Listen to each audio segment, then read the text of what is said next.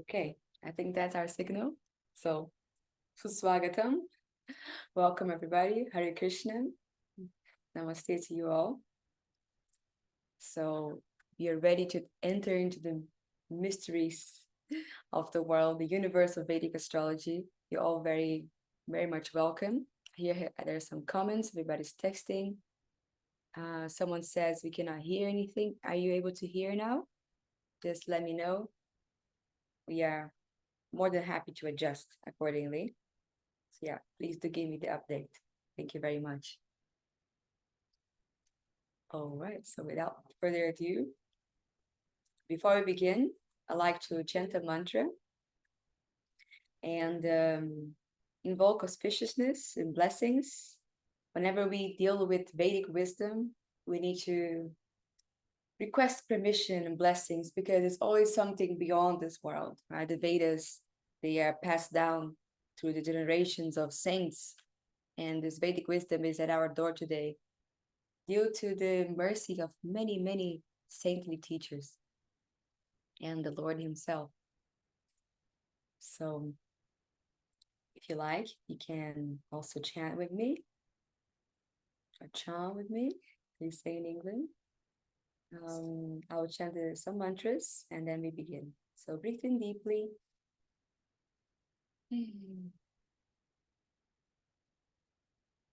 Harihi Yom Sahana Bhavato Sahana Bhunakto Sahaviryam Karavavahai Tejasvinavaditamastu ma Vidvishavahai.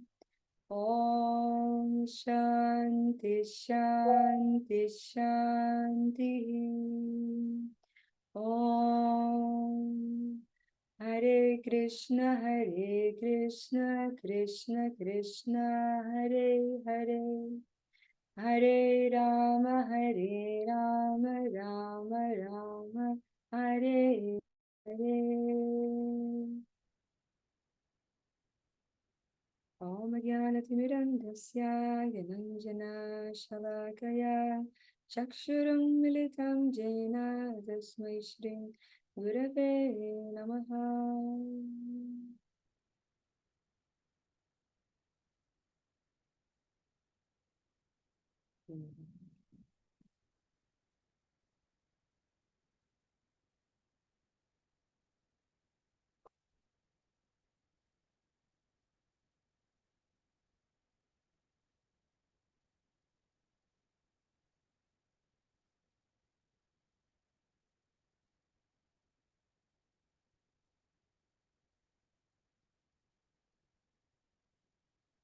Right? Thank you. Let's begin. I'll share the screen of the presentation.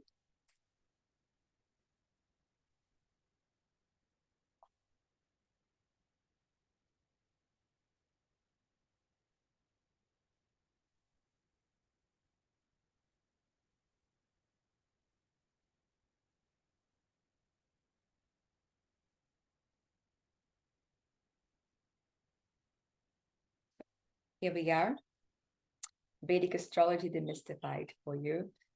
I am Govinda Vallabha, my spiritual name. My legal name, Govinda Goldthorpe. I am a graduate of the Bhaktivedanta Academy of Vedic Studies. Ooh, okay, there we are. Now you can see everything. Vedic Sciences, graduated in Mayapur, India. So before I introduce myself, let me introduce properly the session of today.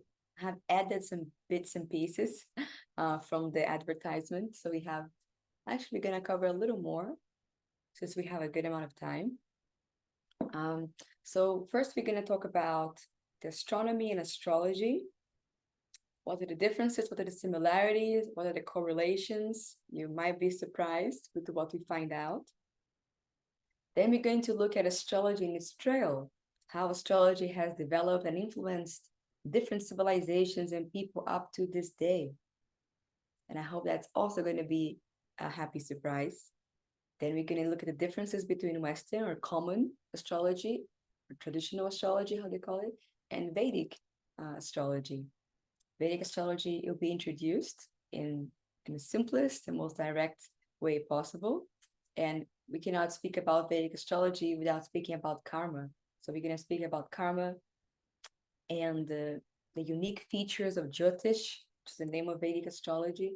Some of them, there are many unique features, but we're going to try to cover the main things: planets, the stars, different tools of interpretation, what they are used for. We can also even go a little deeper and summarize the planets, the 9 planets, and what they represent. And I think that's going to light many bulbs in the audience as well. And at last, we want to look at Queen Elizabeth II's chart. I have done this chart for a year now, and I think with the last time I do it this time, so you're most welcome. And I have some plans for new charts for next workshops. But today we're doing Queen Elizabeth II's chart, which is a relevant personality for the world, for England, and also for me.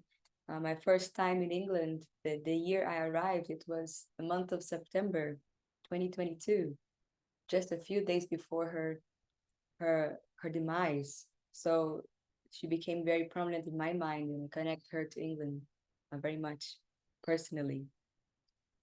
So yes, we're gonna look at Vedic astrology in practice by looking at her chart. So this is a little introduction about me. You might be wondering who's this girl speaking to you guys. So I'm Govinda, and when I was just 12 years old, my family moved from Brazil to India, specifically to Sridham Mayapur. For those who know it, Mayapur is a sacred city. We call it a holy dham, or a holy city, situated in the West Bengal, 3 hours from Kolkata, India. But in this place, I was given an immersive experience of the Bhakti yoga culture and the Vedic culture as well. And it was in this city, in Mayapur, in this very special school called the Bhaktivedanta Academy, also known as Gurukula. For those who know it, Gurukulas are the schools of India which preserve the Vedic wisdom and pass it on to next generations.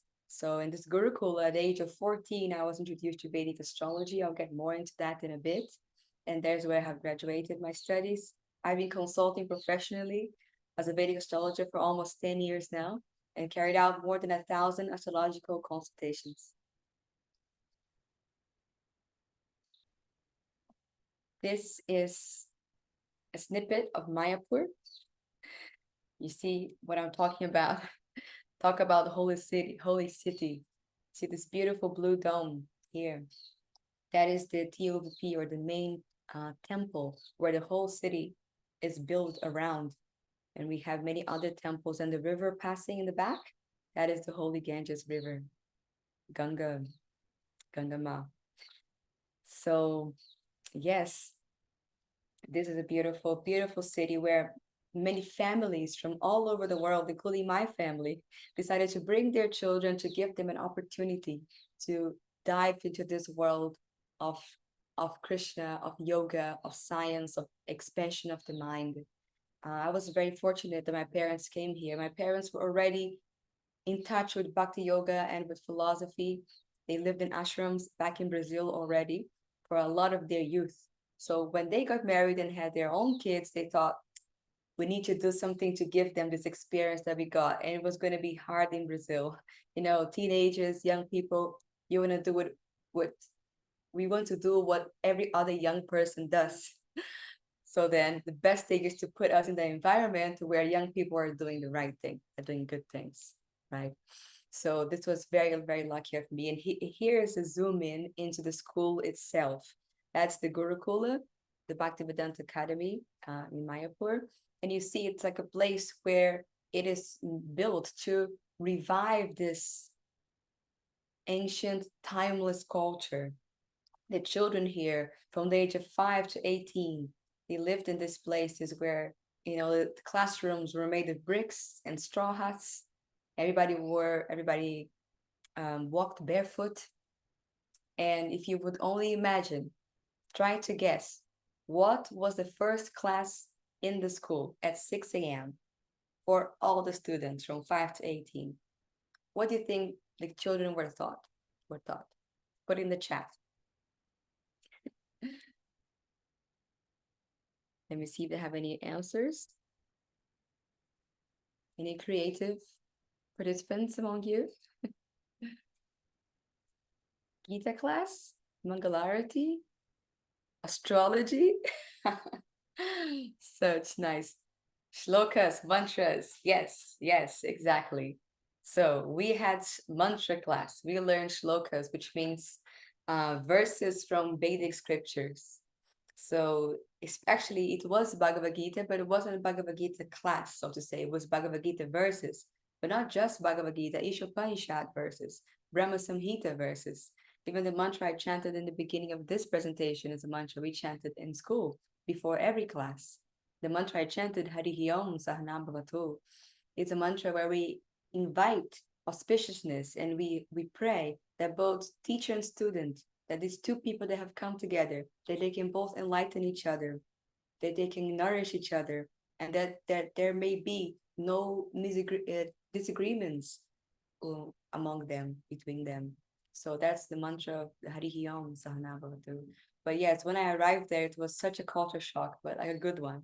I was like, oh my God, I was only 12, and all the 12-year-old girls, they were all like chanting Bhagavad Gita by heart. And I was like, who are you guys? What's going on? Not even 12, they were younger girls. And I was just thinking, this is amazing. And they were meditating, etc. So the school was very variegated. First class actually went to the temple for the Mangalarati, which was at 4:30 a.m. But the school actually began at 6, right? And then we learned to cook our own meals. We cleaned our own school. We also had class of basic classes like English, geography, and history, but we also had a yoga class. And now the math class, in Western culture, math class progresses with time, isn't it? When you're in primary school, it's just basic division, multiplication. But with time, your math class expands into physics and chemistry, isn't it? So in the Gurukula, the math class expanded into Jyotish, or Vedic Astrology, Vedic Astronomy. So astronomy is the advanced studies of mathematics in the Vedas. And along with astronomy, astrology is also taught. So when I was 14, that's when astrology got introduced in my curriculum. And when I met Vedic astrology, boom, it was an explosion of insights. Within a few months of learning Vedic astrology, I could see my own chart, an accident that I had occurred to me. Actually, when I moved to India, I was only 12, and there were some girls there, like in every other place. They were American girls, half Brazilians, half American, and they were climbing on trees, right? Because they have grown up in India for a long time, but I had just moved there. And I was like, I came from the city, I didn't climb on trees. But I was like, okay, let's go, right? And they came down the tree. I couldn't come out from the tree. I was stuck in the tree. I was like, how do you get down exactly? They're like, oh, you just come down. And I tried, but I missed the branch and I fell from 2 meters and I cracked my pelvis. And that was a very shocking thing. Obviously, I had to be taken, on a sheet and wear a belt for some time. So it was a very shocking experience. Now, back to the astrology class 2 years later, I was looking at my own chart. I didn't know much then. I was just learning the first months. But I could see, I learned that in astrology, in your chart, different areas of the chart represent different body parts. And then I could see that the middle portion of my body was weak. There were some malefic planets there. And I was like, oh my God, right, something could go wrong, right? In this area, maybe I could have a weakness or an accident. And then, boom, I was like, oh my God, I cracked my pelvis, which is right in the middle of your body. I could see that in my chart. And when I saw that, I was like, oh my God, Vedic astrology is so practical. It is something for life. It's not just book knowledge, it's not some nice thing to entertain my mind, but it's actually some tangible experience and guidelines. I was like, wow. So since then, I never stopped studying. Vedic astrology has become my personal obsession, passion. Um, and yes, at the age of 18, I started consulting already as an astrologer and also giving lectures. So since 2016, I have been giving lectures and seminars on Vedic astrology and also Sanskrit. So here are some pictures from Brazil, giving lectures, courses. But here on the left side, we have the course in the in London as well. And here, as you can see, you see the paper. So that time I was, back 10 years ago, I had my own handmade charts for the lectures. Now we have slides at least. So yes, I'm very, very happy and glad to share all the wealth that I have gotten over time. And here we are today. This is also an insight of the college of the Vedic astrology course done in the not the London College, but the Zurich, Switzerland College of Vedic Studies. This was a course done then. So here people are learning the different types of signs and everything. So this is a course that's relatively new. But yeah, we already done quite a few now, 5 or 6. So hopefully to keep on coming those courses. All right. So you have heard enough about me and about the journey. Let's dive into the first topic of today, astronomy and astrology. Did you know that the vast majority of astronomers in the past were also astrologers? As astrology and astronomy were a single subject until the 17th century. This is all over the world. All the astronomers from Europe, Rome, Greece, England, to Persia, Egypt, the astronomers were also astrologers. And it was not that long ago, a couple centuries ago, where astronomy and astrology were separate. And there's a reason for that. It's called the age of, and they call the age of rationalism, something like that, where the church became divided from science, right? And then started dividing the humanity out of science. So here we have astronomy and astrology described from the Greek. Astronomy comes from the Greek words astron and nomos. Astronomos, astronomy. Astron means celestial bodies and nomos means law, which means the law of the stars. It involves the mathematical calculation and analysis of the movement of stars and planets. So astronomy is the law of the stars. The sun moves in a certain way, brings the 4 seasons, isn't it? And there's like different alignments in the stars. Jupiter takes a year to move a sign. Saturn takes 30 years. All this is astronomy, an analysis of the movement and timings of the stars. Now, astrology is also from the Greek, which comes from the two words astron and logos. Astron, now, celestial bodies, but logos means study. So astrology or astrologos means the study of the stars, which entails the analysis of the effects of celestial bodies, planets, and stars on the events and lives of people on Earth. So astrology, just like biology, physiology, it is an ology. It is a study, right? So astronomy tells us how the planets are moving, how often, which direction, and astrology interprets that movement. You see how they were interlinked? One calculates it, the other interprets it.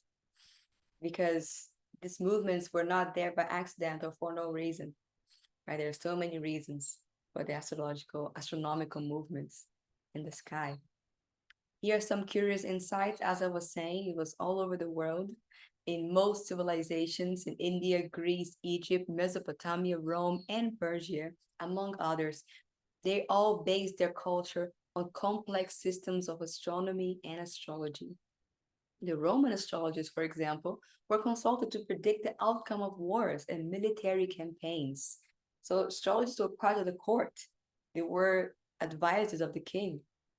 Carl Jung found in astrology a wealth of spiritual and psychological meaning. Carl Jung is the founder of psychoanalysis, German Swiss or Swiss German psychoanalyst, right? So he based a lot of what he did on astrology. And he even suggested that astrology represented the sum of all psychological knowledge of antiquity. Imagine, because it means from the past, right? So how do we know what our ancestors and other civilizations, how do we know what they knew about the human mind, about human behavior? What are their books about that? We know what they knew about agriculture, about their faith, and different rituals, as well as construction systems. But where do we find out their psychological human analysis? That is in their astrology books. The astrology books contained what we call today psychological insight and psychological analysis. So Carl Jung has said that. So it's really fascinating. So the evidence in the language. This shows that this astrology use has not been left in the past, but is here today with us. First word is disaster. A very common word, isn't it? My God, it was such a disaster, or really a natural disaster, like an earthquake or landslide. So disaster comes from the Greek disaster, which means evil, this, and aster means star. So evil star. So this word reveals that stars and planets were deemed to be responsible for catastrophic events on Earth. Yes.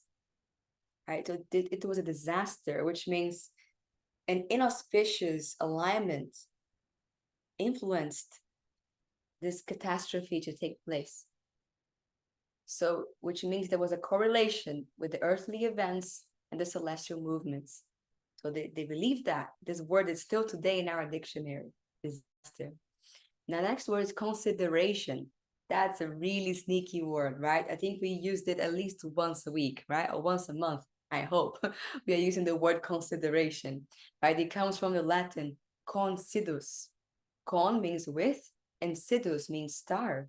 Look at that. Now from the Latin, not the Greek. So for the Latin word for star is sidus. So in olden times, a big decision required careful consultation with the stars, hence the word consideration.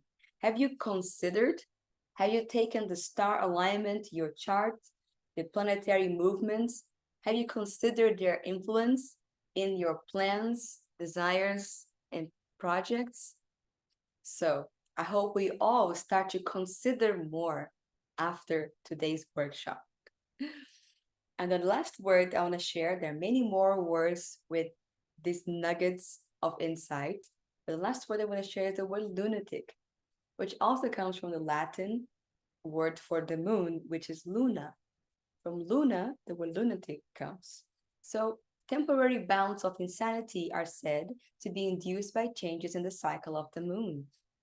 So lunatic, which means someone's crazy or out of it, oh, such a lunatic, right? That means you have the idea of this word is that you have how do you call, like a negative mind, or you have a disturbed moon, right? So your moon in your horoscope is going to tell us about your mental disposition. So if you're a lunatic, you have a disturbed moon, or a challenging moon. So moon and the mind. Yes, in astrology, the moon is the planet of the mind. The moon rules our mental disposition. And it's also seen that in hospices or places where mentally disturbed, sensitive individuals are, the doctors and nurses of those places, they notice that the moon cycle do affect the patients, especially the full moon. If you observe, see, the moon represents our mind and emotions. When the moon is full in the sky, like next week on Gora Purnima, the appearance day of Lord Chaitanya is an example. There's the closest full moon. Every month there's a full moon. The full moon is going to enhance your natural disposition. So if you are someone who's very excited and electric, the full moon day, guess what? You're going to be super electric, super busy.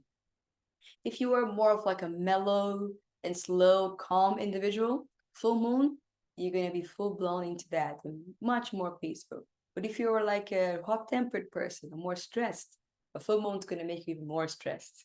You see how the moon influences our mind? So this is just an example. And going on this moon topic, I want to go deeper into the moon, because the moon, or Chandra in Vedic astrology, is the most important planet when it comes to our zodiac sign. You know how, according to what month you're born, beginning, end, March, January, going to be Pisces or Aries. So this is according to your sun sign, which is a Western astrology trait. But in Vedic astrology, the moon sign is the most important, is the most prominent. So much so that in India, and for those who have done charts in India or Vedic astrology charts, or you might have heard, oh, my Rashi is Gemini, my Rashi is Scorpio. What is your Rashi? Rashi is a Sanskrit word for zodiac sign, but that is based on your moon placement, not on your sun placement. So the moon sign is more specific because the moon stays in a single sign for 3 days, 2.5 to 3 days. So every 2.5, 3 days, the moon sign changes. So in the same month, all moon signs are born. It was more specific. It's not about January or March. It's, more specific. And here are some of the core meanings of the moon. First of all, emotions and mental disposition, we have mentioned, right? Our feelings are connected with the moon. Then we have mother and childhood, right? Our mother and our childhood are represented by the moon in a chart. And now just see the connection between our emotions and our mother and childhood. It's crucial, right? If anybody has done therapy or is a psychologist or mental health practitioner, you know how relevant and impactful someone's childhood and their relationship with their mother is in relationship to how the person's mind and mental health and strength are, right? In astrology, they are the same thing. The moon represents your mom and your childhood as much as it represents your mental state and your emotional state. So they're very much related. Your most personal character traits are shown by the moon sign. And in terms of the body, the moon rules the chest and the lungs. So when the moon is afflicted, there could be diseases in this area, right? Like asthma, allergies in general, cough, and mucus. They are chest-centered, isn't it? Although allergies can be in other places, but especially asthma. And look at that. Look at where I'm touching. Here, right? When we feel something, where do we feel it? No. Oh, I feel so happy. Your head doesn't beam, right? I feel so sad. The feelings feel here in the chest. So the moon rules the chest and the feelings, and it's also known to rule psychosomatic diseases, which means diseases which are born out of emotions, right? Asthma, for example, is a very emotional disease and is triggered by stress and sadness. You see how it's related to the chest and the emotions? In the same way, every planet, it rules a different part of the body, and the moon rules emotions and chest-related issues. And last, we have the topic of the water bodies. We know how the moon, as it wanes and waxes. Does everybody know what does that mean? The waning and the waxing moon? Have you heard of it? If you've never heard of it, please let me know in the chat or raise your hand so I can explain it. But the waning and the waxing of the moon influences the tides. And you see the water bodies. So water in astrology is connected with emotion and feelings. And the moon rules that, the emotion and feelings. But the moon also literally rules the water bodies on the planet, the tide, the ocean. And just think about our own bodies. how much percentage are our bodies made of water? How much percentage is water? Does anybody know? Let me know in the chat if you know what percentage our body constituted of water. Because if the moon can influence the tides, the ocean, it could possibly influence the human body as well, which is mostly made of water as well. So let me see here, I have lots of comments. There are some more deeper questions. We go to deeper questions a little later. Let me just see about the tides. So some people said yes, no, about the waxing and the waning moon. So the wax, so everybody knows about the full moon, right? The full moon is full when it's right opposite the sun. So you can observe next Thursday will be Lord Chaitanya's full moon, the Gaura Purnima on Thursday. So I believe it's Thursday in the UK as well. So you're gonna see that at sunset, when the sun sets in the western horizon, the full moon rises in the eastern horizon, almost at the same time. That's a full moon. But after that day, the moon starts getting closer and closer to the sun. It starts waning. It starts diminishing in light.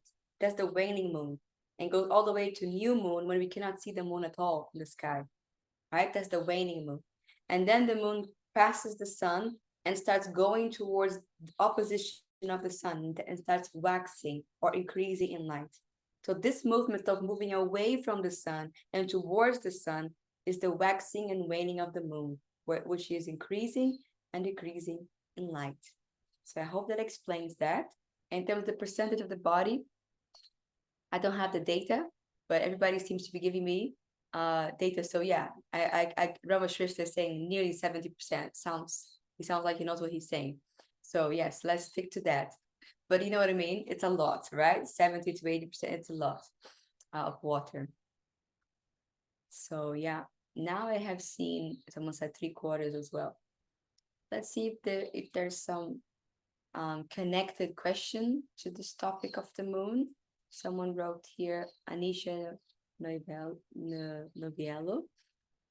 Hare Krishna, what is the logic behind the emphasis of letting go during a full moon? There are release rituals people do during the full moon. Anisa, if we were to look into what people do, we would go crazy. You would go crazy, right? So yeah, people do so many things based on so many different beliefs and ideas. But what I can say, Vedic astrology, well, the full moon, I personally don't think it's a day of letting go. A day of letting go would be the day before the full moon and the day before the new moon, according to Vedic astrology, because actually each lunar day, each phase of the lunar cycle of this 30 days of the lunar day, it has a different Shakti or a different power. There is something called Rikta Titis, or the certain lunar days which come under the category of letting go. So those days, the 4th lunar day, the 9th lunar day, and the 14th lunar day, they are the days of letting go.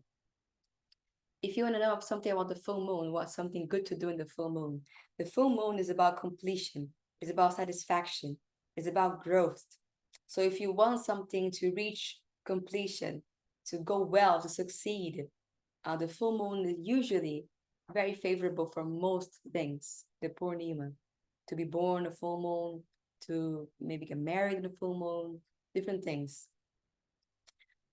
So this science of finding auspicious day for different things is quite deep. We're gonna get into that towards the end of today's presentation, where we explain about finding auspicious days, which is another great asset of Vedic astrology.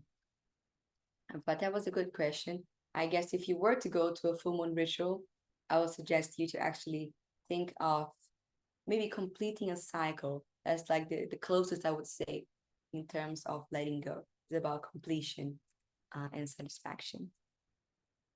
Hope that helps. Can one learn Vedic astrology without knowing astrology? Oh yeah.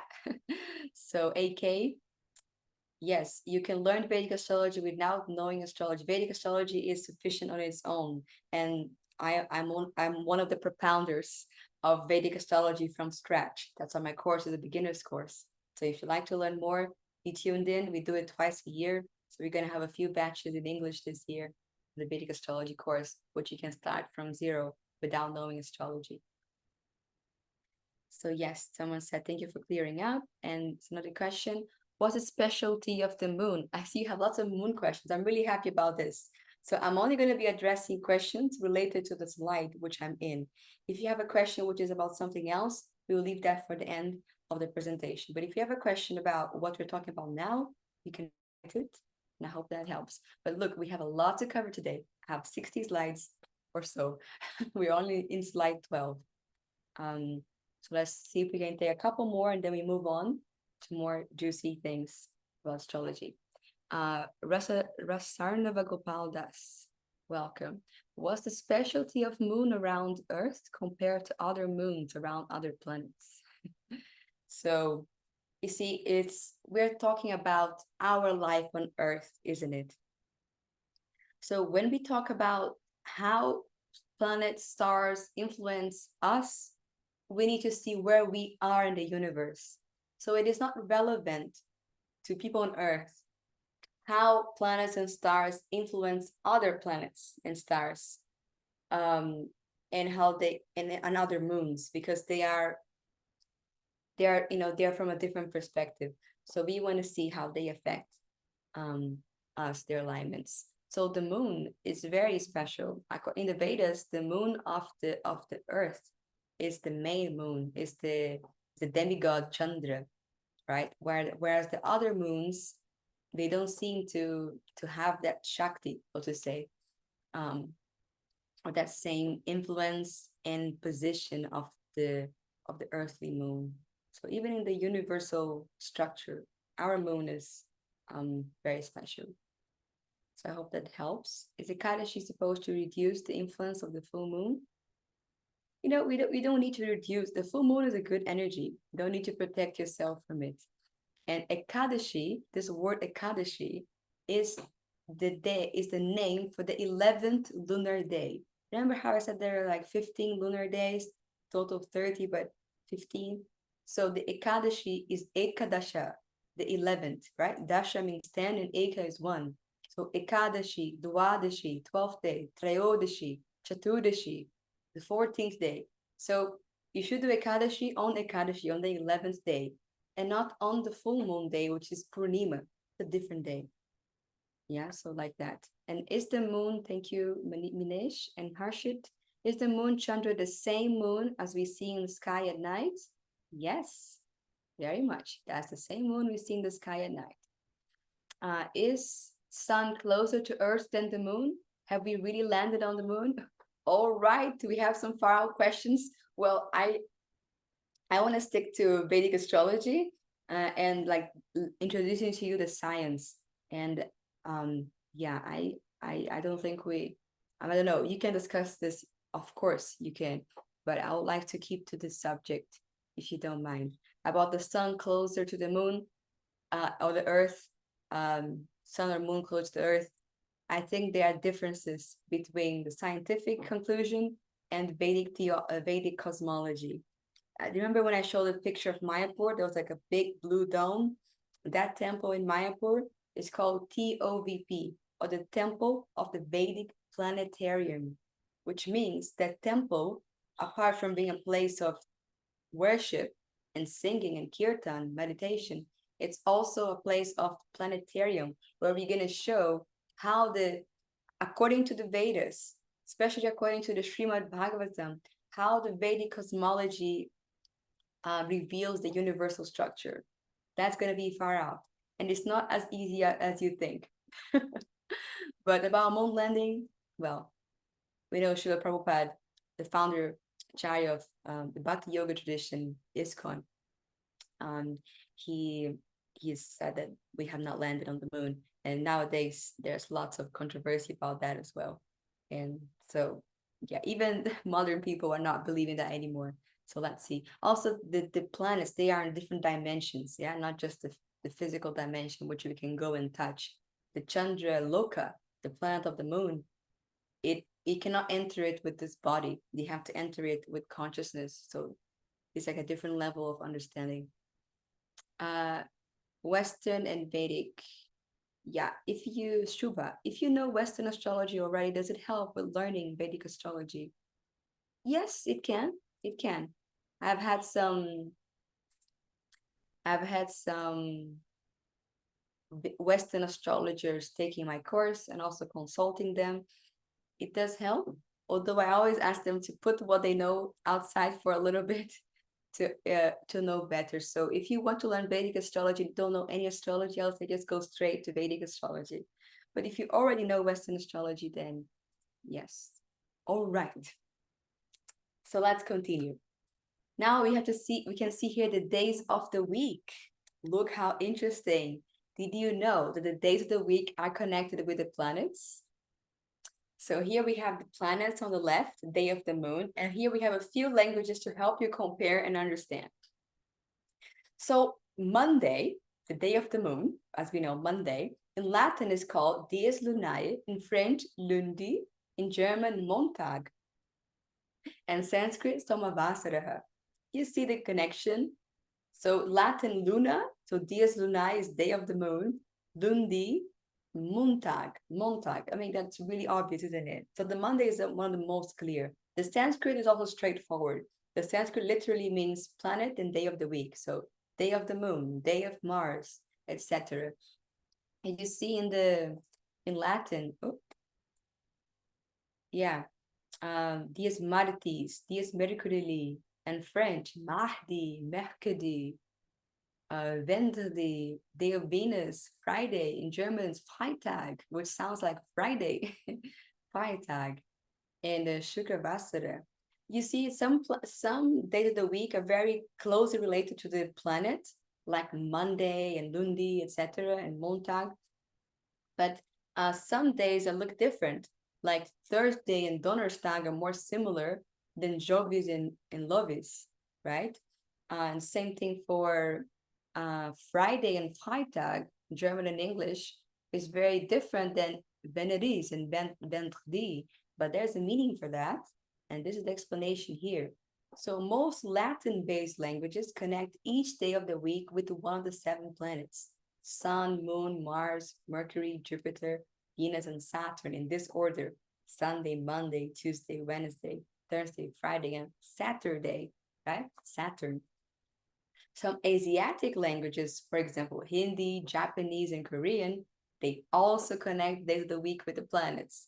Oh my God, that sounds like the whole world already, isn't it? So English has retained the original planets and the names of the week for Saturday, Sunday, and Monday. All right, that's clear. Saturn's Day, Sun's Day, and Moon's Day. However, for the 4 other days, the names of Norse gods have replaced the Roman gods. So the Romans call the planets, call days of the week directly according to the planets, how we see in the Latin. But the English language and the German, they connect the days of the week with some Germanic Norse gods. You see, Tuesday is connected to Tiv. But Tiv in Norse mythology is the same as Mars, which is the god of war. And Wednesday is Woden, right? Thursday is Thor, and Friday is Freya. So Freya is the goddess like Aphrodite, in the German Roman mythology. So, which is Venus in Vedic astrology, is this goddess of love and pleasure. So you see, even though they're different names, they're the same category, the same energy. So if you go back here, see the Friday, day of Venus. And we can see that these days, apart from being named in such a way, they're not just named such a way, but they actually have the energy of that planet. That's true up to this day. For example, Mondays, day of the moon. We studied so much, we read so much, heard so much about the moon today already. So, moon is mind and emotions. You know how you feel on Mondays? Oh my God, it's a Monday again, right? We get just so mental and much more overwhelmed emotionally because it's a Monday, it's a moon day. I was in a retreat just now during Carnival. I'm in Brazil at the moment. And Carnival, as you know, is a big festival, but we went for a spiritual retreat away from the street dancing and for a spiritual recharge. And I gave astrology lecture there as well. And on that day, the people in the morning, they were talking a lot about their mother, their relationship with their mother, and mother love and mother gratitude. And I was just like, my God, today's Monday, the day of the moon, which is connected with the mother, and everybody's talking about the mother. So you see the energy there. Next day, Tuesday. Tuesday is the day of Mars. Mars is the god of war. So Tuesday is the day of combat, of short-temperedness, of more irritability, right? It's a day to be more aware and be aware of triggers and everything. Now, the best day for communication is Wednesday, the day of Mercury, right? Mercury is the planet of communication. So Wednesday is the best day to have a seminar, have a regular reading group or classes and studies, or have that important meeting, that you want to convey, or it maybe that meeting with the boss. Like, you don't want to do that on Tuesday. People are more irritable, especially if you want to ask for that rise. You're not going to choose Tuesdays for that. You want this smoothest conversation. You want to do it on Wednesday, right? And then Thursdays for studies and meditation, also teaching, traveling. And Friday is a day of Venus, right? So there isn't a song in any culture that I know that doesn't have a song for Venus for Friday, isn't it? Today's Friday. It's like Friday this, Friday that. Friday is like a celebration day. People feel happy. They want to enjoy. They want to go out with their friends. They want to look at a theater, go on a date. Women want to do their nails. It's Friday. It's a day of Venus, and like that, every single day has a special energy. Today's Saturday is a day of slowness. People are usually much more slower on Saturday. It's a day of cleaning or organizing, getting your day, your room, your house structured. But you can be overwhelmed by just slowness in general on Saturdays. So yes, these are the meanings. Here we also have Archaeoastronomy. Archaeoastronomy is another very wonderful insight I'd like to share. There's many monuments all over the world, which are archaeoastronomical jewels, which means they're archaeological, but they're also perfectly aligned with the stars.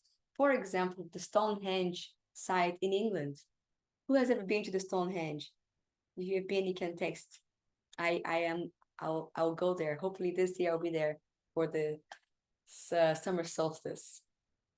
So the Stonehenge site is aligned with the direction of the sunrise of the summer solstice, right? So imagine this heavy stones, which are tons and tons. They weigh tons and tons. They were aligned in such a way where the sunrise on the solstice perfectly goes through that gate, and the sunset of the winter solstice also goes to that portal. So the summer solstice is the longest day of the year, right? And the winter solstice is the shortest day of the year. So imagine, it's a very astronomical thing. So those rocks, they perfectly align with that. So which means our ancestors, imagine these stones, they were set around 2500 BC, almost 5,000 years ago. The ancients already knew about the movement of the planets. And yes, you could think, oh, maybe they did it to keep calendar date, to help them to track time. But you think it was just that? There could have been other ways to track time. They didn't have to build tons and tons of, huge stones for that. I think they also respected and saw the power of the planetary alignments to go out of their way and build such things. And although I live in England now, I'm in Watford. I'm just visiting family in Brazil. But I also thought, does Brazil have any kind of archaeoastronomical thing? I'll be really interested to find out. I never heard about it. And then last year I found out that we do have our own Stonehenge. And I just thought, of all the names, the Brazilian archaeoastronomical site is called Stonehenge as well, to see the connection.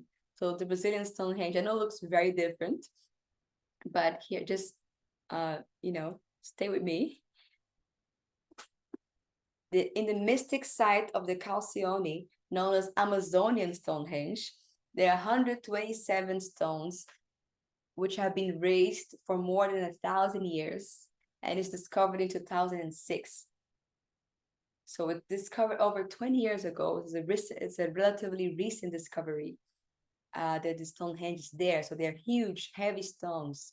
And now they're like scattered in this photo, but you see in the next one, through this hole, through this eye of this stone, it does the same thing of the Stonehenge. It perfectly aligns with the sunrise of the summer solstice and the sunrise of the winter solstice.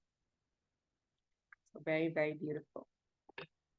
So all over the world, we have these things. And now I want to connect a little bit of yoga and astrology, and Vedic astrology. See if there's any comments before we change the subject.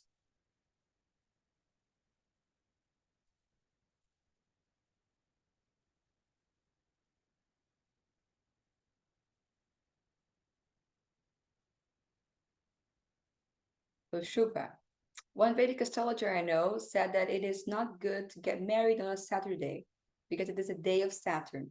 Is this true? So yes, Shubha, like I mentioned earlier, the science of muhurta, which is the tool of Vedic astrology to find auspicious days for important events such as marriage, is a very complex and deep science. As an astrologer, I know when someone asks me for marriage dates, it's like, give me some time. I'll have a deep search. Usually takes a couple hours from my side to find. So yes, but generally speaking, Saturdays are not ideal. Saturdays and Tuesdays are the worst, yeah, so Saturdays and Tuesdays on a general basis are to be avoided at all costs for marriages, although the day of the week is not sufficient on itself to determine the auspiciousness or inauspiciousness of a day. It is actually a combination of the weekday with the moon day. You know how there's different lunar days, the tithis, like Ekadashi, the 11th lunar day, Purnima, the full moon day. So these days, in combination with the weekdays, Saturday, Monday, in combination with the stars, we're going to talk about them today. That is really important to find the auspicious day. So sometimes a Saturday could be a very auspicious day if other alignments are in place. But as a general rule, we avoid Saturdays. That was a good question, Shubha. And how we have Rasnarnava Gopaldas saying, for a person fully into Krishna consciousness, does the significance of a particular day really play a role? So yes, Rasnarnava, because the energy of the days, Vedic astrology is not a human-made science. Yeah. Vedic astrology is a divine science, Jyotish. It's revealed by the Vedas, which means it's created by the divine himself. So there is no reason for, someone who is devotee or devotional to be against or, or be protected, so to say. There's nothing bad about it. It's just natural. So there's a natural influence. So a very highly spiritually advanced person might not have to consider too much weekdays, although we heard Srila Prabhupada had some things about not doing certain things on Thursdays or on Ekadashis. So it is part of I think it's part of being in tune with the universe, the divine creation, to be aware of these things and not something to be separated. Not that you said it in any way, you're just saying, do they really play a role? Yes, they still play a role because they influence all people and all things. Not just the person in Krishna conscious. So the person might be Krishna conscious, but they're still in this world, and the world is affected by the planets and different energies. Someone said they have been there, Nikita Sharma. So cool. I'd love to go there for the Stonehenge. What's the connection between women's monthly cycle and the moon? So as you see, women is a planet of the moon, is a planet of women, and all things motherhood, childbearing. So obviously the menstrual cycle is directly connected with that. And you see, being a woman, you can track your period, and it's going to be connected with the moon day. The specific part of the lunar cycle is going to be your period date. So you know how it's every 28 days? I mean, what are the odds, right? 28 is exactly the cycle of the moon. The moon takes 28 days to go around the zodiac, and a woman's cycle is 28 days as well. So you probably have your period in the same dates of the specific lunar cycle. So it'll be interesting to find out for you. Then, apart from knowing the calendar date, like always moving 2 days before or something, you can also maybe know the lunar day which it occurs in. That can help. Rasarnava, also when it comes to emergency, like a surgery, where there is such a need to cut nails, etc. In that case,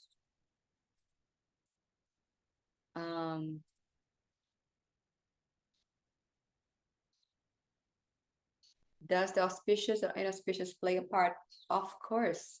Yes, surgery is another very important thing, you know. You usually look for muhurtas for that. I have done several muhurtas for surgeries as well. So yeah, you need to avoid certain things, look for auspicious day. I mean, astrology really covers everything. So yes, it's in when there is like emergency and no time to choose, there's also like times of the day which are less harmful or more auspicious and things like that. No questions, lot to cover. Please proceed soon. Yes. So someone wants to go ahead. But we have 2.5 hours, so don't worry, Manas, I'm aware of the time. So here, let's continue since there are no more questions. Let's unite yoga with astrology.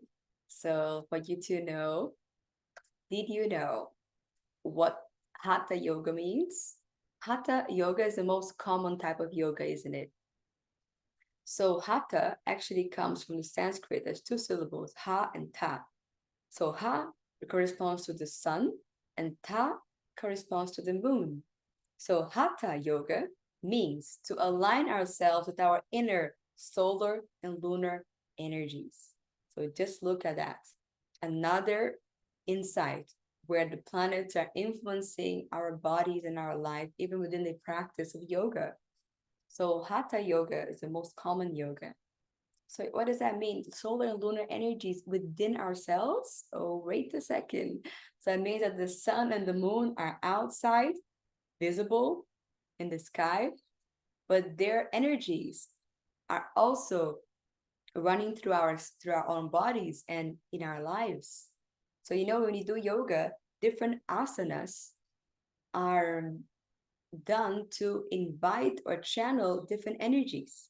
When you have those strengthening, more challenging asanas, they are meant to align you with your solar, increase your solar energy, resistance, more of a masculine energy, courage and confidence, right? And balance. Then we have some poses of yoga which are more about stretching and letting go and surrendering. So these are asanas which are meant to invite the lunar energy, which is more accepting, is feminine, it is submissive, it is trusting, right? So you see, both sun and moon, they're being activated by the practice of yoga. So the sun and moon, like all the other planets, they are active in 3 dimensions: in the macrocosm, in the universe, in this microcosm within our own selves, like our feelings, etc. But it's also in our mesocosms, which means between among in our life, like our mother, the moon, the father, like the leader, or the sun. So these energies are there in our lives. And when you think about yoga, we also think about chakras, isn't it? So I think everybody by now, the whole world, I don't think there's anybody that has not heard about chakras, right? Such a popular common concept, just like karma, very popular. So the chakras, they're these 7 gates, 7 spaces of energy, the main ones. There are more chakras, I've heard, but they are also linked to the planets. So if you see in a chart, for example, that your Mercury, the planet of communication, is weak or harmed, you're going to see that your throat chakra might have some issues, might be irregular, and you need to, express yourself better, and let them people know what you're feeling, say the truth, uh, be honest, etc.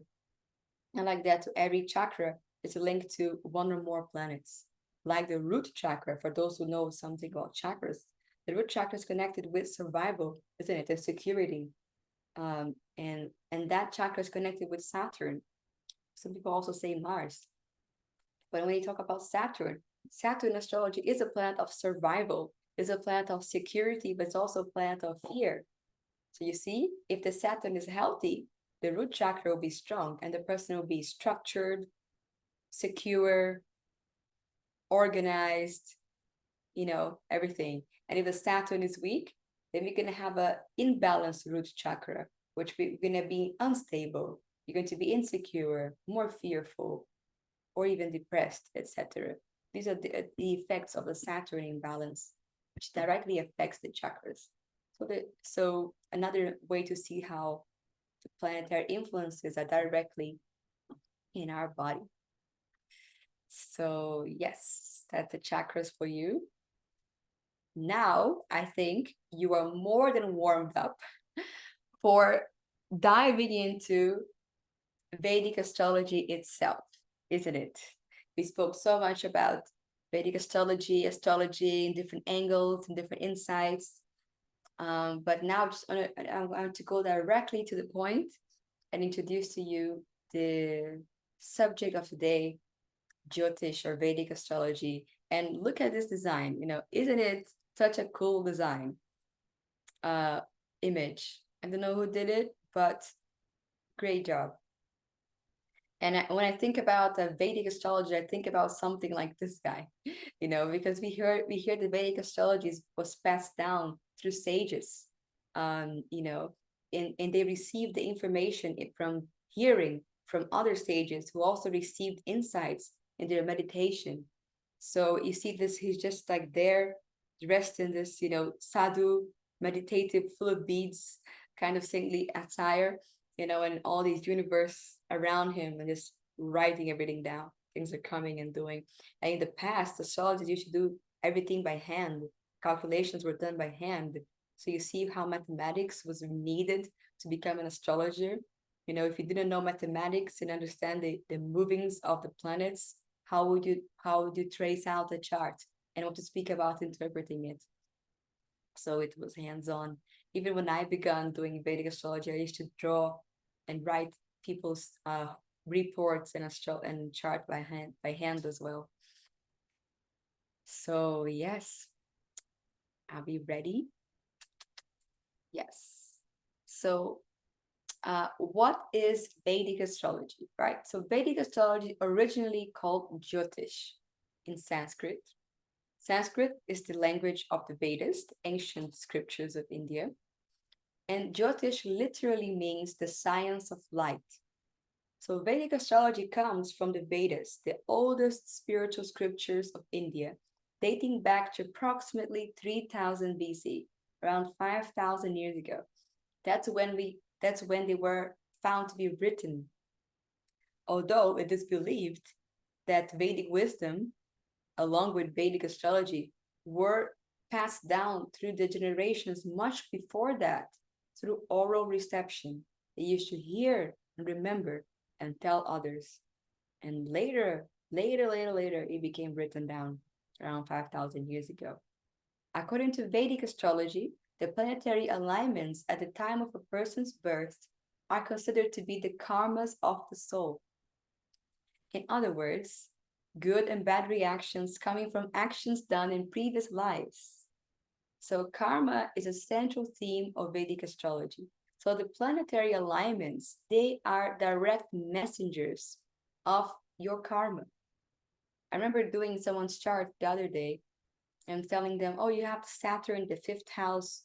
So there is a strong karma here between you and your child, you have a child and it will be a very meaningful relationship. And she's like, wait a second, you can see my karma in the chart. And I just like breathed in for a moment, and I told her, I was like, everything in your chart is your karma. That's what you're doing from beginning to end. So yeah, some people, they don't always get that, but yes, so karma is a central theme of Vedic astrology.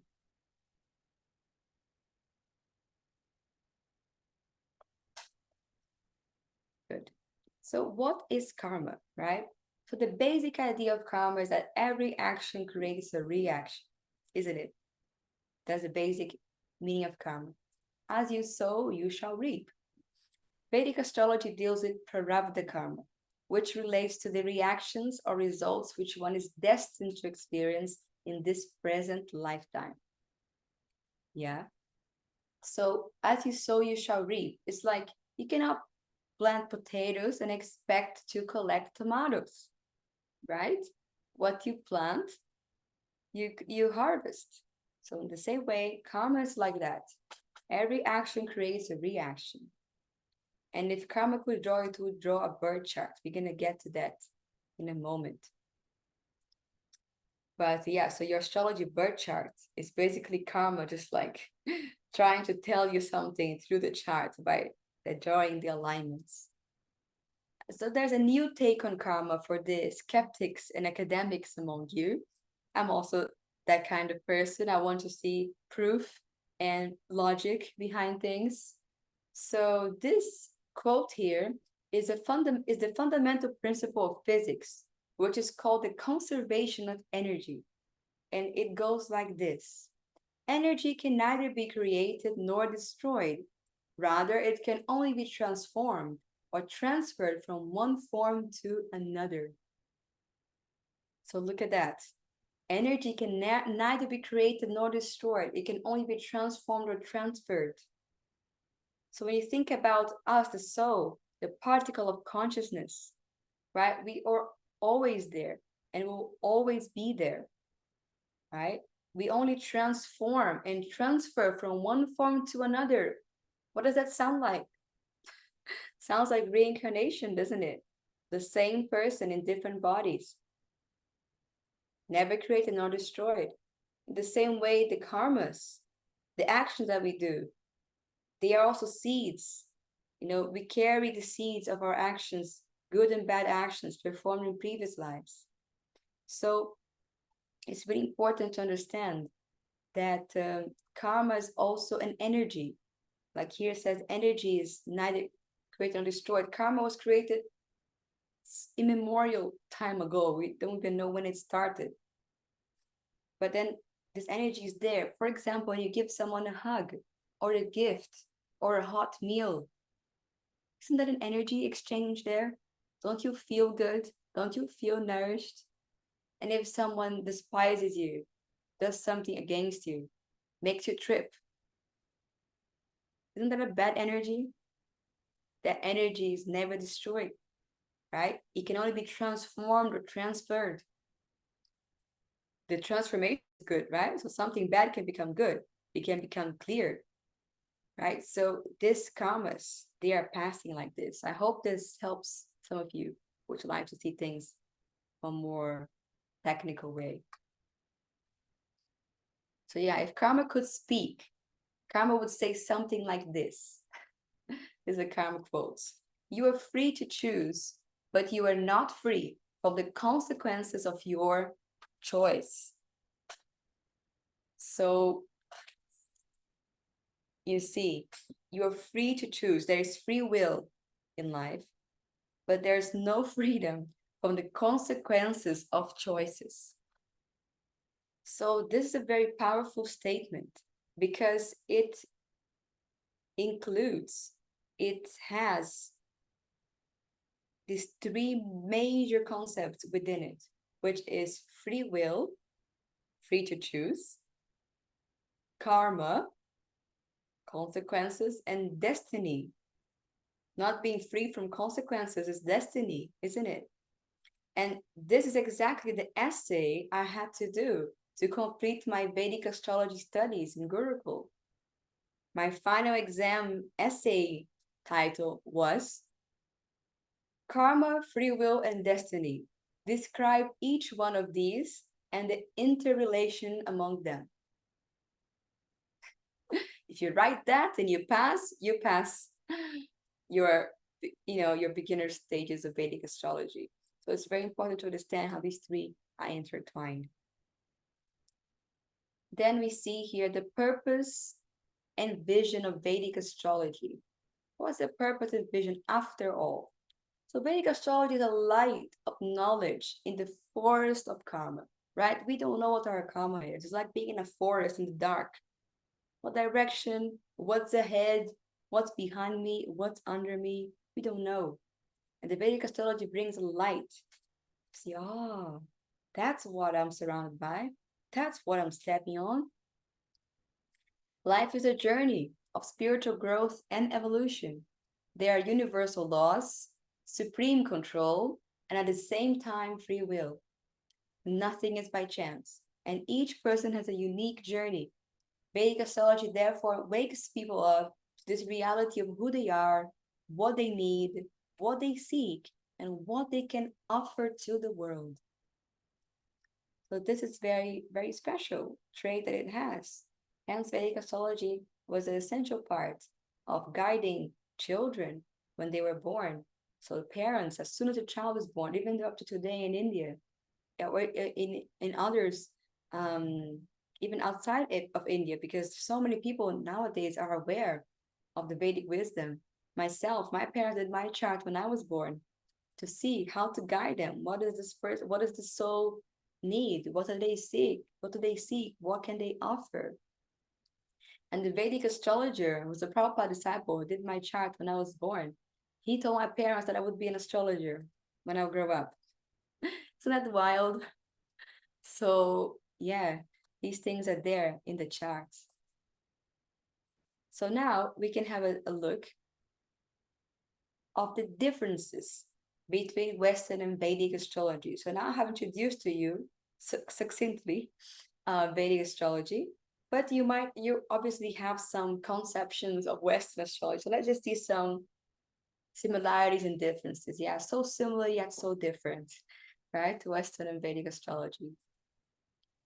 So is there anything in common, you may ask? And yes, here are some similarities. There are 12 zodiac signs. Someone asked me yesterday before the class, what about 13 signs? I was like, I'm not aware. Right, so 12 zodiac signs, which are the segments of the zodiac, that's the same in both astrologies. The 12 houses, with the 12 zodiac signs, both astrologies take into consideration 12 houses of a chart, which are different areas of your life: career, love, studies, children, even spiritual journey. These are 12 houses. Then the ascendant is also something we both share in astrologies. The rising sign, which signifies one's outer personality, is the ascendant. And then we have the 7 main planets, another thing we share in both astrologies. The 7 main planets in the order of the days of the week, starting from Sunday, Monday, Tuesday. So it's Sun, Moon, Mars, Mercury, Jupiter, Venus, and Saturn. These planets are also common.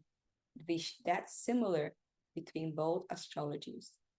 Now, what is different? Right? So the first difference is the sidereal versus the tropical zodiac. So this is one of the biggest difference in calculation among both astrological systems. So the Vedic astrology is sidereal and the Western astrology is tropical. So it's a complicated thing. I'm gonna try to just mention shortly, and don't worry about it if you don't get it, just so you have an idea. So in terms of calculation, Western astrology is based on the tropical zodiac, which is linked with the movement of the sun and the apparent position of the planets from the perspective of people on Earth. The tropical zodiac is how it is perceived from Earth. However, on the other hand, Vedic astrology is based on the sidereal zodiac, based on fixed stars, and the true position of the planets in the celestial zodiac belt. That's why Vedic astrology is also known to use the true sidereal zodiac.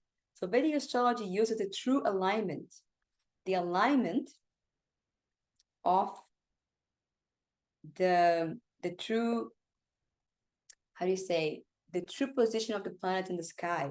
So the planets are in the sky in a certain way, and they, when you talk about humongous things, they look different from different perspectives, isn't it? When you're looking at a mountain, for example, from far, it's really hard to tell how big it is, isn't it? Like, oh, maybe it's this much, maybe it's that much. And the closer you get it, you start to see different aspects of the mountain. Or even looking at certain things from an angle. If I look from this angle, I see something. And if someone looks from a different angle, it looks like it's somewhere else. So in the same way, the zodiacs, tropical and sidereal, are different that way. So the interesting thing about this is that Vedic astrology is actually more astronomically correct. And this difference creates 23 degrees of difference in the chart, which means that, for example, the sun. I'll give an example of your sun sign. If you were born, now we are in what, March, right? 8th March. Okay. Let me just see here. 8th March.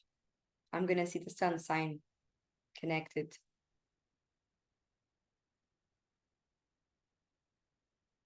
Okay, January, February, March.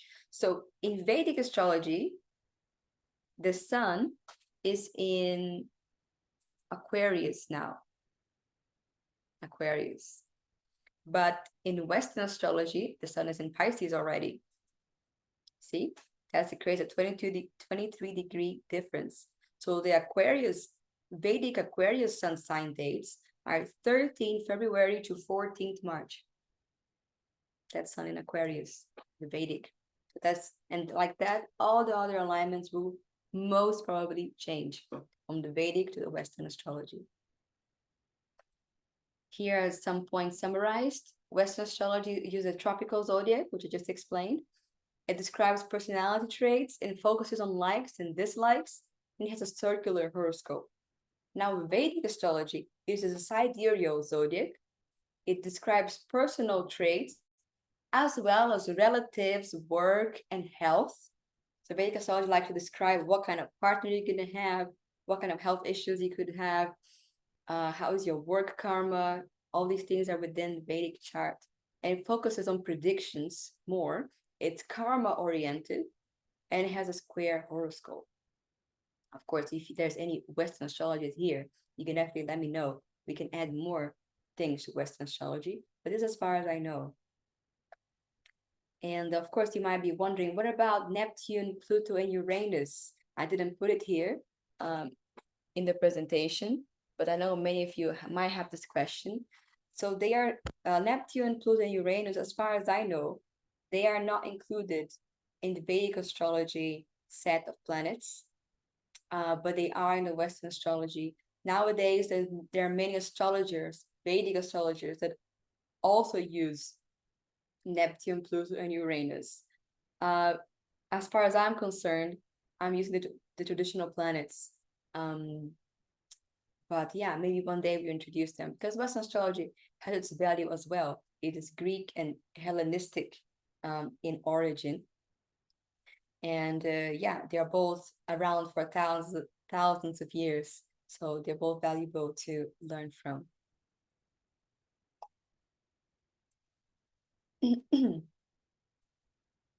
So here's the birth chart layout. You see the Vedic style horoscope on the left, those two squares. They look different, but they're both squares, aren't they? So they usually, the Vedic astrology charts, the Jyotish charts, they are square. The left one, this one is actually, let me use something else. Yeah. So this one is a North Indian chart, North Indian. And this one is a South Indian chart in the middle. And on the left, on the right side, sorry, we have the Western style horoscope, which is a circle. So there's another difference between Western and Vedic astrology. Now we're going to go into some unique features of Vedic astrology. And before that, let's see how we're doing on time. About an hour. Yeah, I think we should move on to this. And then you can stop for some more comments or questions. So one of the main features of Vedic astrology is the nakshatras, or stars. So in Vedic astrology, there are nakshatras, which means stars or constellations. There are 27 nakshatras, which are sectors along the ecliptic. The ecliptic is the path of the sun, the path where all the planets go through, or they appear to go through, right, from the perspective on Earth. They are also known as lunar mansions, as the moon spends about a day in each nakshatra. So you see 27 nakshatras, 28 lunar days. The moon spent about a day in each star. The moon's position within a nakshatra at a person's birth influences that person's mental disposition and life trajectory. The moon's position. So the moon, as the most important planet, right? The star in which the moon was in your chart, that is going to tell us so much about you, shaping your strengths, weaknesses, and destiny in many ways. There are 3 nakshatras within a zodiac sign, which means that individuals with a moon in Aries, for example, could be born with different stars. So there are different types of moon in Aries people. So there are 3 types. It can be moon in Aries in this star, or the other one, or the other one. Same thing for any other sign. Could be born with different stars. They are each distinctive and unique. For example, we know that Aries people are independent, born leaders and pioneers, right? We know that about Aries. However, the star Ashwini within Aries makes these people a more detached type of leader that does not impose themselves on others. Whereas Bharani, the other star, is in Aries, is a much heavier energy, making these people more dominating and intense. So you see, you can have a moon in Aries, but if you're Ashwini, you're lighter, and if you're Bharani, you're heavier. And another one is Kritika, but that would be a lot of time to discuss all the stars. But just so you have an idea, nakshatras are beautiful, very wonderful tool and unique feature of Vedic astrology.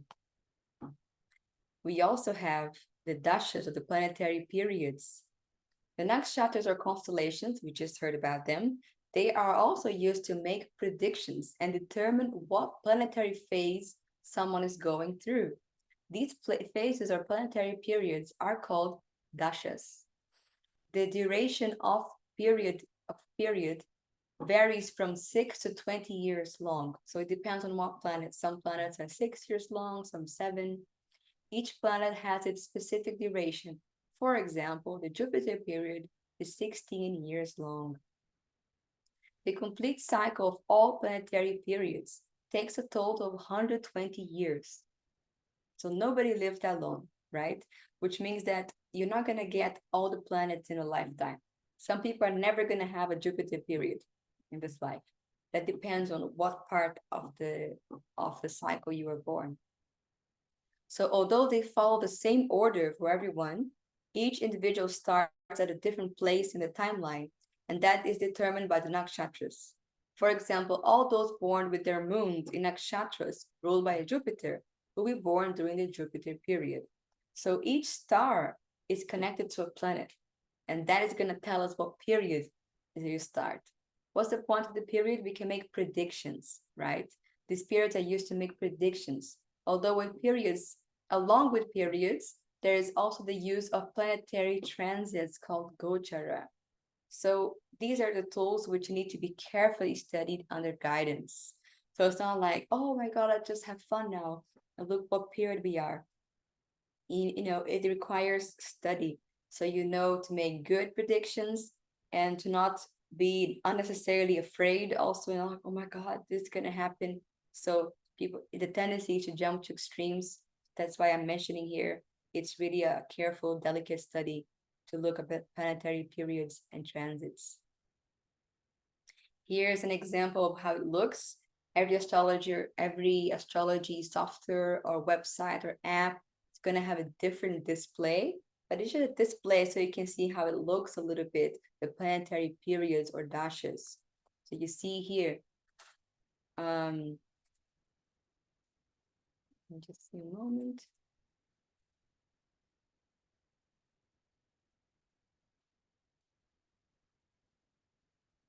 So yeah, so this the Saturn period here is starting in the 11th of December of 2023 until 11th of December 2042. So how many years is that? That's 19 years. Yeah, so the Saturn period is always 19 years long. So and like that, after Saturn comes Mercury period for 17 years, and so to say, and so on. And within each period, there are more sub periods and many other tools. All right. So there's another unique feature of Vedic astrology, which are the planets. So we spoke about 7 planets being the same from Sun to Saturn, right? And you might think they look like something like this. But Vedic astrology uses 2 more planets called Rahu and Ketu. We're going to have a look at them as well.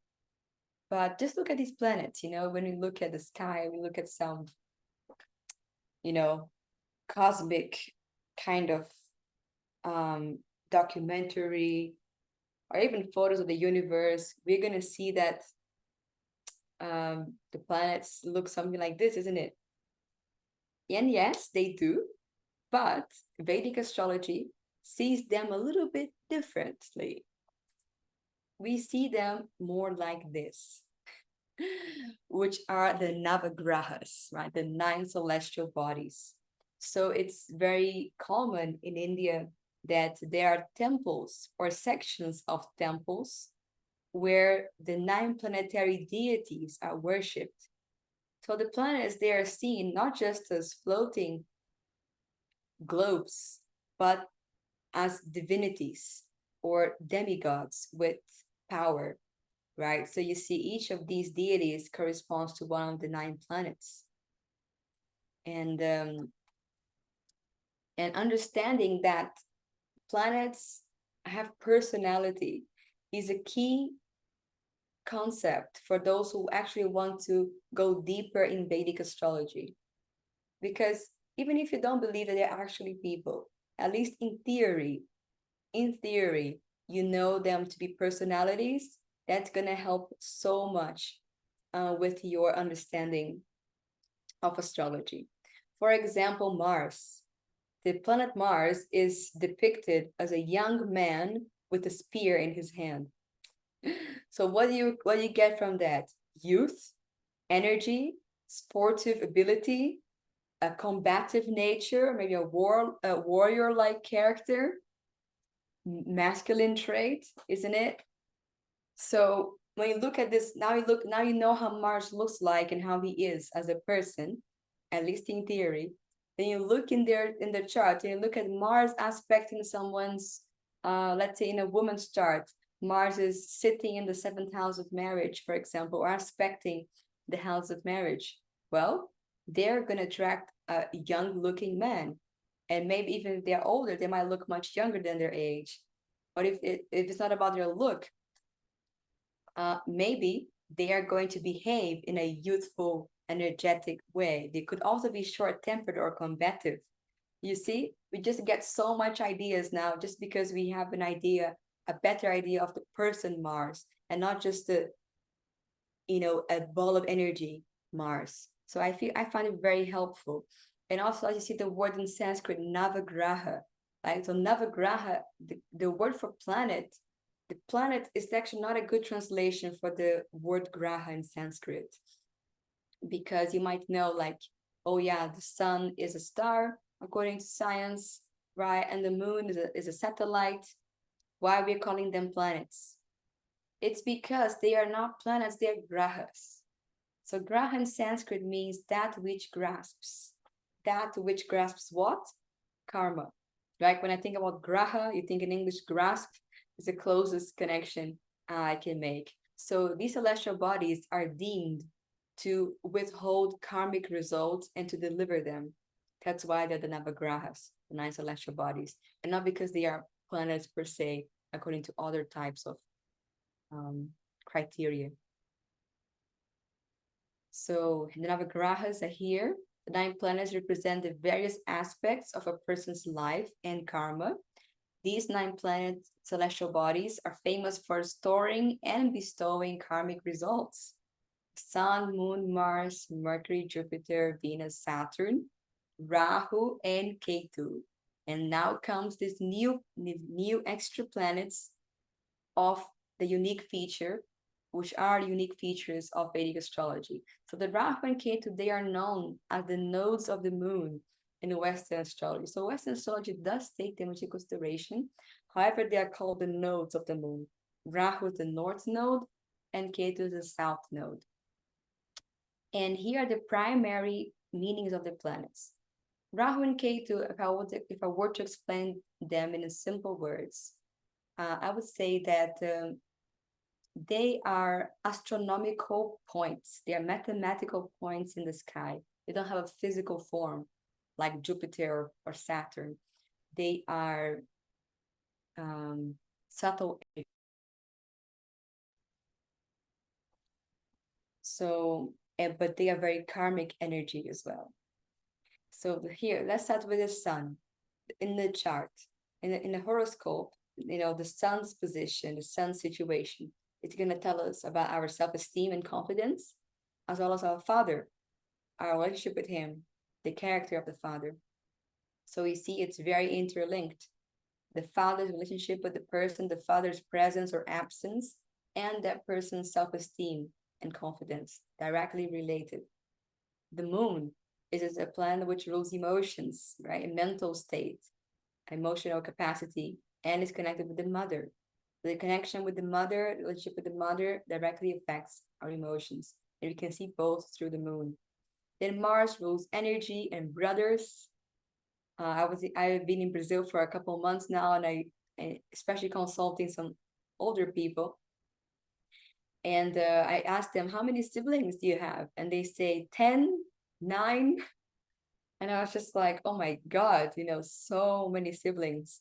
And the more siblings someone has, the more energetic they are, the more courageous, brave they are.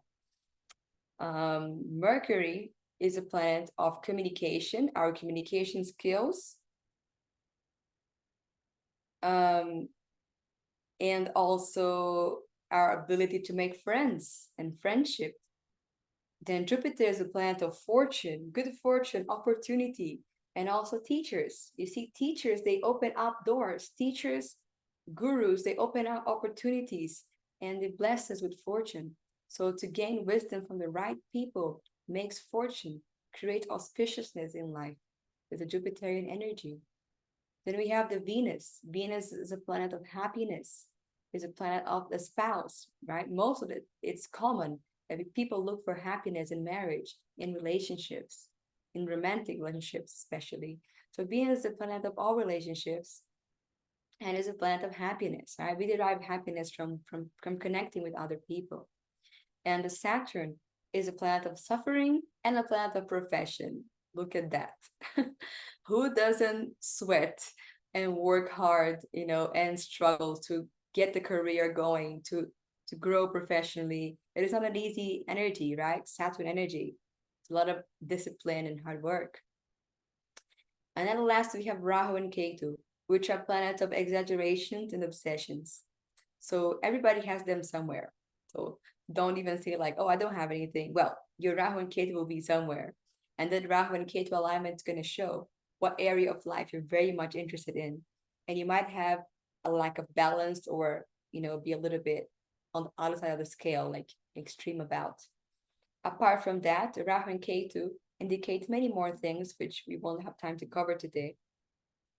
But in terms of people, Rahu and Ketu represent foreigners. They represent the foreign culture, foreign people, foreign residents, foreign marriage, foreign studies in our chart. For example, someone with Rahu or Ketu in the 9th house, which is the house of Dharma, the house of connection with God. If they have Rahu and Ketu there, it is almost certain that they are going to be attracted to a religion, a spiritual path, different than the one they are born with, and from a culture different than the one they have grown up with. So, if you're born a Christian and you have the Rahu and Ketu in the ninth house, you're going to be attracted to Buddhism or Hinduism. And maybe you're born Hindu, you have the Rahu and Ketu in the fifth house and the ninth house, you might be attracted to being a Bhakti yogi, right? It's not Hinduism, it's different, right? It's a little different. Or you might become a Christian. So the Rahu and Ketu in the ninth house, they always attract us to foreign element, especially according to the house, the area it is in. I hope there is nobody else waiting in the, yeah, it's okay, in the waiting room. So yes, I hope this is making more and more sense to you, and astrology is becoming more familiar concept to all of you. So I'm looking at, okay, nobody, okay, good. I think everybody who wants to join is able to join. That's good. Okay, now I'm gonna enter quite of a different subject. Oops, revealed my secrets there. Let me see if there's any comments or questions we can take before we move into the next section. And the second last section of today.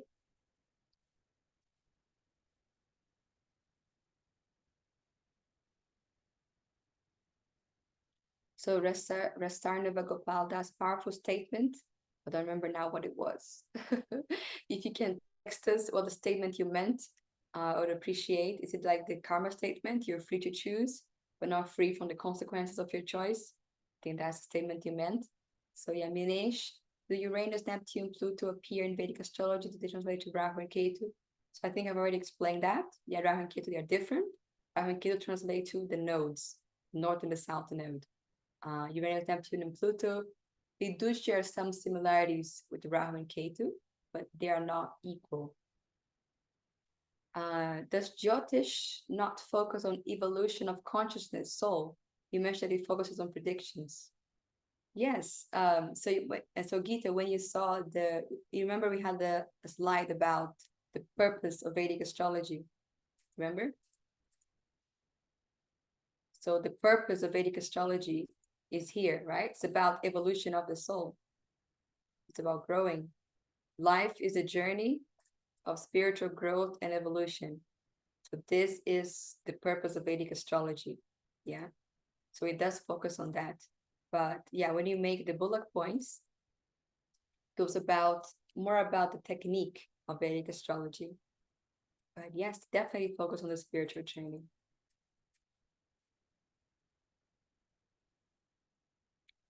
What is the Mahadasha cycle relative to? The Mahadasha cycles, they are relative. Mahadasha means the great period. Yeah, which they are relative to you. You are going through a specific Mahadasha according to your star, your lunar star. So you are in the Jupiter period. This is a period of, for example, of education, of growth, of fortune, of expansion of family, marriage and children, of taking religion more seriously. That's a Jupiter period of teaching. Then the Saturn period will mean something else, like that. So I hope that helps, Minesh, and Anissa is liking it. And they're starting to be connected with the karma statement. I'm happy. Yeah. And can Rahu and Ketu be in different houses? And if it does, if it's so, does that represent different things? So yes, Rahu and Ketu are always in different houses. Rahu and Ketu are right opposite each other. They are opposite nodes, the north and the south node. See the language? They're opposite. They're exactly 180 degrees apart at all times. And they are slightly different.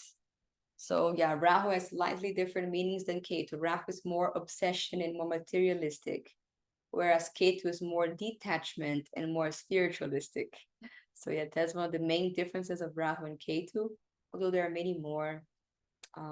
So yes, if you want to know more, I highly encourage you to join the Vedic astrology course. Can you please brief revision of this slide? It was tough to follow relation of Saturn with suffering and profession, couldn't grasp. So I was just saying, like, Saturn represents suffering in general, difficult things, patience, delays, losses. It means that in general in the chart.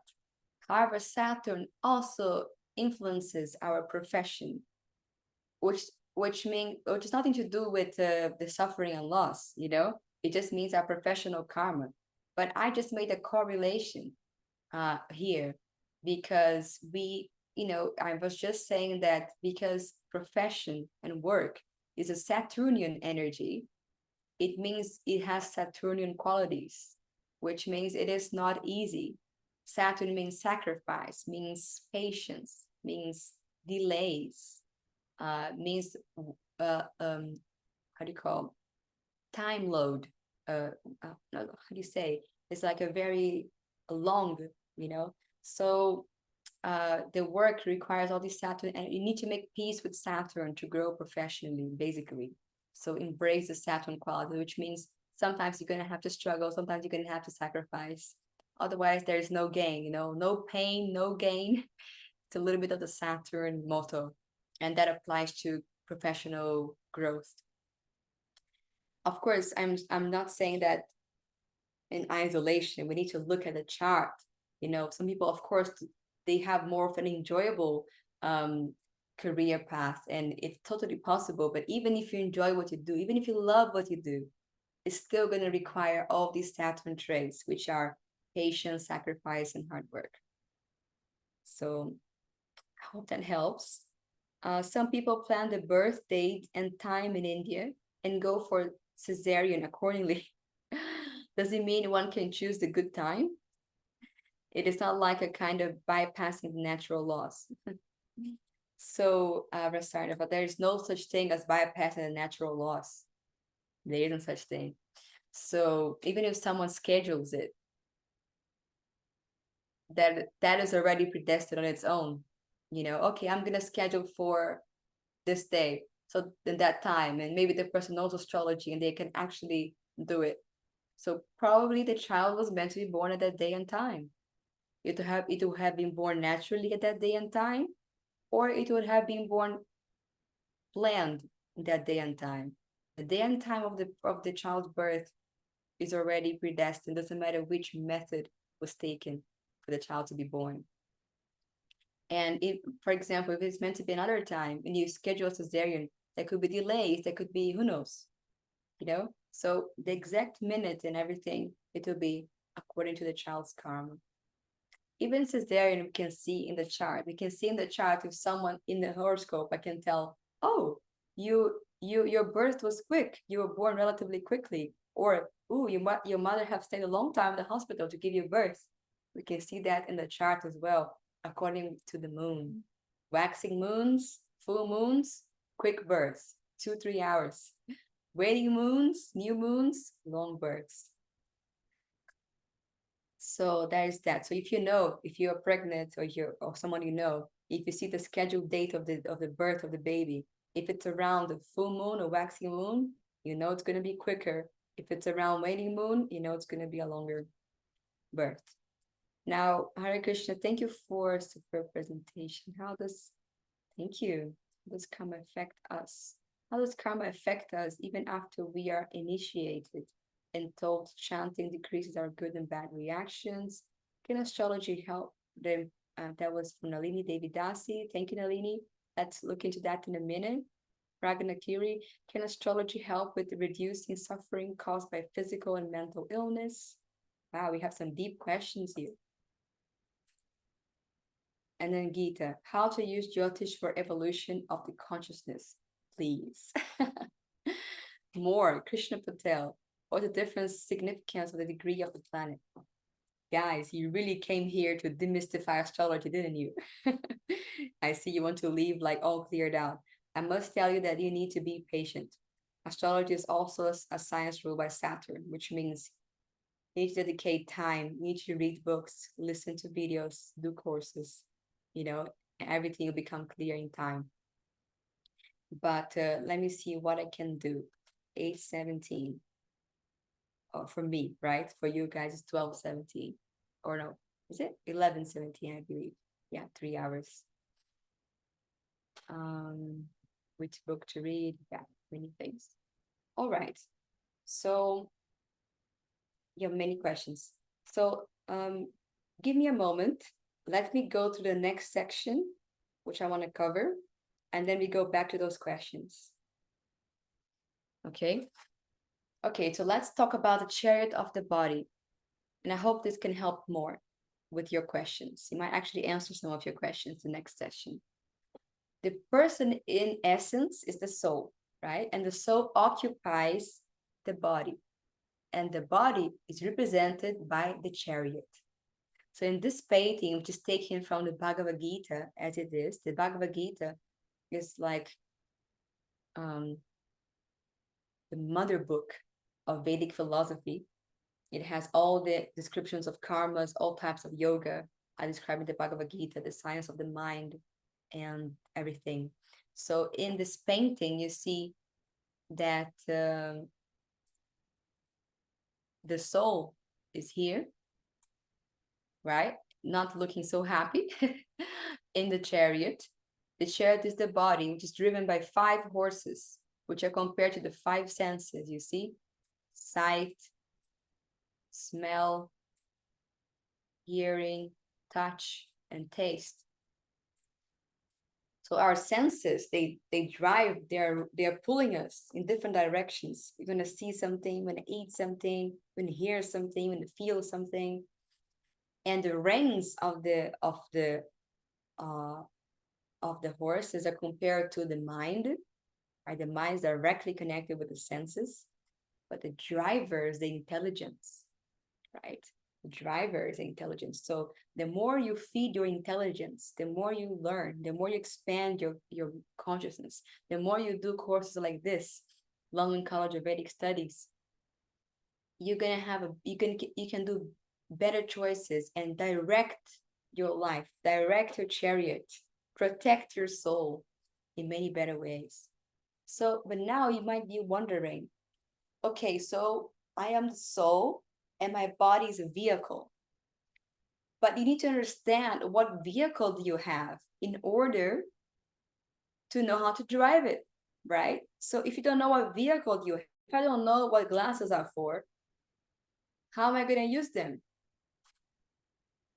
Am I going to be making the best use of them? No, I put them like this, right? So you have to understand what vehicle you have been given. In the same way, here I have this question for you. And that was the slide that came up quickly earlier. What vehicle do you have? So here I have these 2 examples. You know, on the left side, we have this old fashionable car, so popular here in Brazil, especially where the state I was. Every 500 meters, you see one. On the right side, we have a sports car, Ferrari types, like a speed car. So I'll tell you what I'm getting to. So let's say, for example, you are a sports car. You have a sports car. But the sports car, you and your sports car are in the countryside, near a river and a farm. What's going to happen to the sports car if you drive it or in such places? Is it a good thing for the sports car? Is it going to be able to run very fast, make wonders? Or is it going to get stuck and even get dirt and maybe even break among the hilly and muddy paths of the countryside? Yeah, it's not ideal. But if you don't know that you are a sports car and you were there stuck in the mud of the countryside, you might be thinking, oh my God, I'm so useless. I don't do anything right.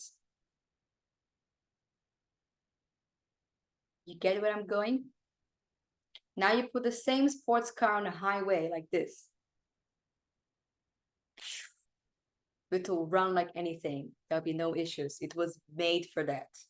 It was born to run, right? To speed 200 kilometers per hour more. So You know what I mean? You need to understand your own potential, your strengths, your weaknesses. You need to understand that.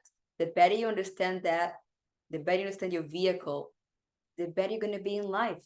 So sometimes it's really not about you actually, or you having a problem. It's more about you not knowing where you thrive, where your greatest potentials and weaknesses are. And like this classic old car here, it's lovely, it's classic. They don't make it anymore, I believe. So it has its traits, its perks. You know, it's around the city, always catches attention. So it has its pros, but it's not gonna speed on a highway. It's not gonna do so well like a Jeep on like a wild terrain. So it has its pros and cons. You have to understand what place you suit best. What are your strengths? I hope you following with me. So to have no access to Vedic astrology is like not knowing what kind of vehicle you have. What to speak of knowing how to drive it. You're sitting in this car, you're just like, I have no idea what to do. If you don't have a driver's license. And when you don't know what to do, then it's natural to feel very confused, to have fear, to self-sabotage, to think that the problem is you, and indecision, etc. It all comes from just ignorance, from not knowing. And there is a very nice quote here from the Bhagavad Gita, chapter 3, verse 35. The Bhagavad Gita, the book I mentioned, which is foundation of spiritual knowledge and the knowledge of yoga and karma. So Krishna says here in the Gita, it is far better to discharge one's prescribed duties, even though faultily, than another's duties perfectly. Now listen to this. This is a very unusual statement, but so deep and so relevant. It is far better to discharge one's prescribed duties even faultily than another's duty perfectly. Destruction in the course of performing one's own duty is better than engaging in another's duty, for to follow another's path is dangerous. Look at this. So to follow another's path is dangerous. So it's about doing you. It's not about doing something perfectly. It's about following your dharma. Do you, even if it's not perfect at the moment, at least it's your dharma. For example, a mother and a child. The mother has a dharma to feed, to nourish, to teach the child, isn't it? Just like the father. Parents have this natural dharma. When they have a child, they come with the responsibilities of a parent, right? So let's say, but now you want to become the best friend of your child. That's great, isn't it? It's so nice. But when the child is 7 or 8, they don't need a best friend. They can have them in school. You need to be their parent. They need a parent. It may not be perfect. The odds maybe do better. Doesn't matter. You should do your parent duty, not the friend's duty. That's what it means. And the same way in many other levels. When you look at a chart, when you look at the varnas, what are your strengths and weaknesses? What is your ideal? What are you carved for? So Bhagavad Gita chapter 3:35 has this verse. And in another verse later in the Gita, the same verse is repeated. And it's very uncommon for Vedic ancient scriptures to repeat things. If they repeat some things, because it's very important. So this and another verse of the Gita, only 2 verses are repeated. And this is one of them, which means it's very, very relevant point.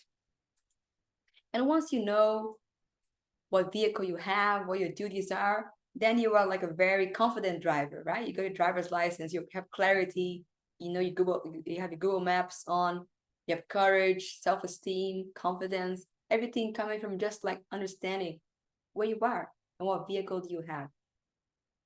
So this helps in our spiritual journey as well, right? Because if our material journey is cloudy, it's uncertain, it's going to naturally disturb our spiritual practice and our spiritual journey. So Vedic astrology is about situating yourself ideally in the world, so you have more time, peace, clarity to follow your spiritual calling. And even in the chart itself, you can also see your spiritual dharma in terms of what kind of contribution can you give to others in this world.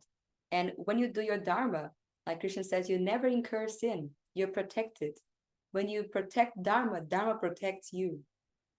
It's a two-way street. Two-way street. And now we can look at Vedic astrology in practice, which is the chart of none other than Queen Elizabeth II. Usually takes half an hour to cover the chart. So now we just have about half an hour to end. Let me see if there are any questions that we can cover before we move into the chart.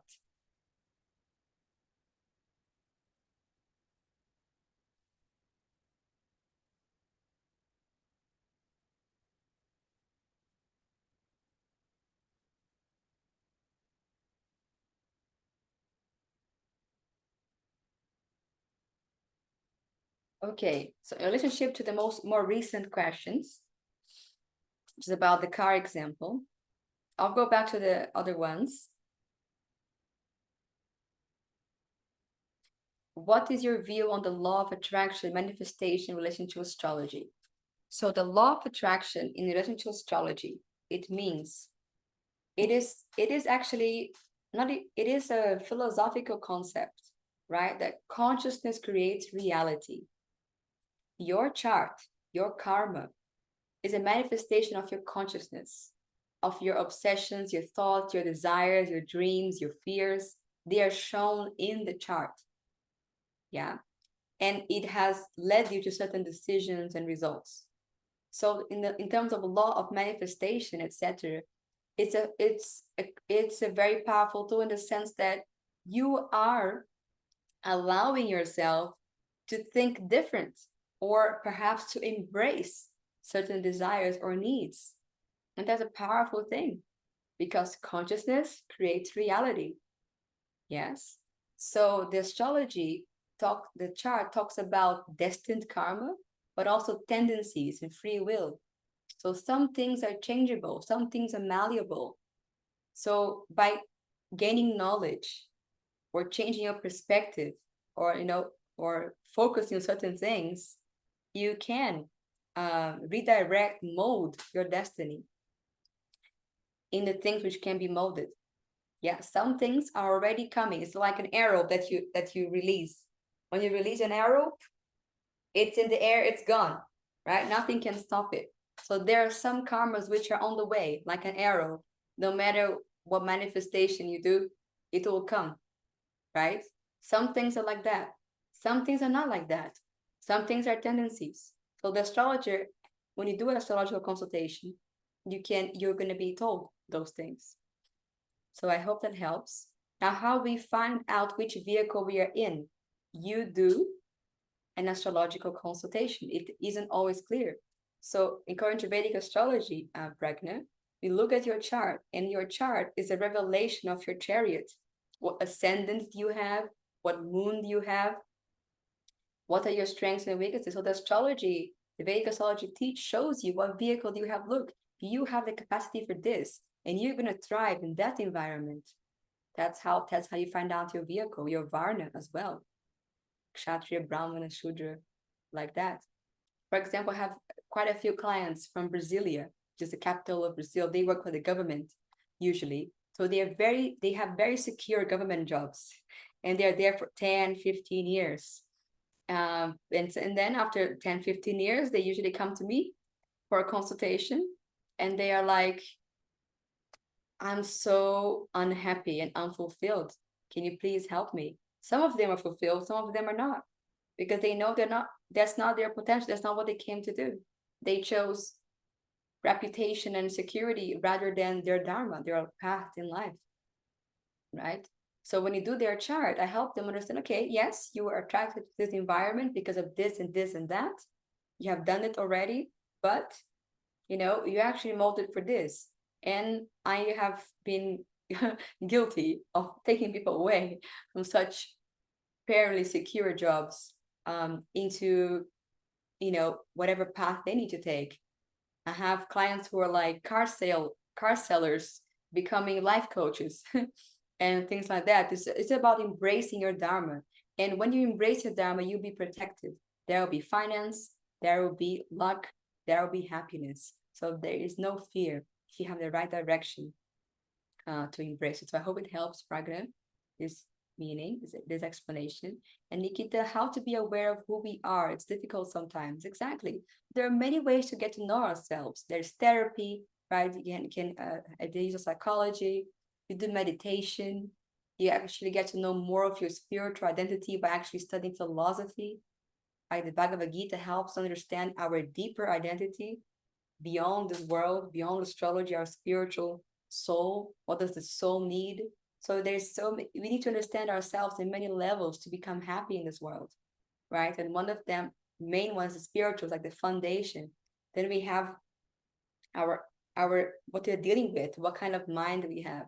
So introspection, journaling, sharing our mind in confidence, accepting feedback from other people. How do you think I am? Is there anything you think I could improve? What do you see that I'm good at? It's good to interact with people. But the Vedic astrology, the chart, is really very, very revealing of how we are. And it's going to help you become much more aware of your strengths and weaknesses. And chaos karma may be we know what car we are. We just want to learn more about Vedic astronomy, astrology, out of curiosity, explaining our view. It doesn't seem right to assume that if one is seeking higher knowledge, they must be lost or confused. Of course not. Yeah, I didn't assume that.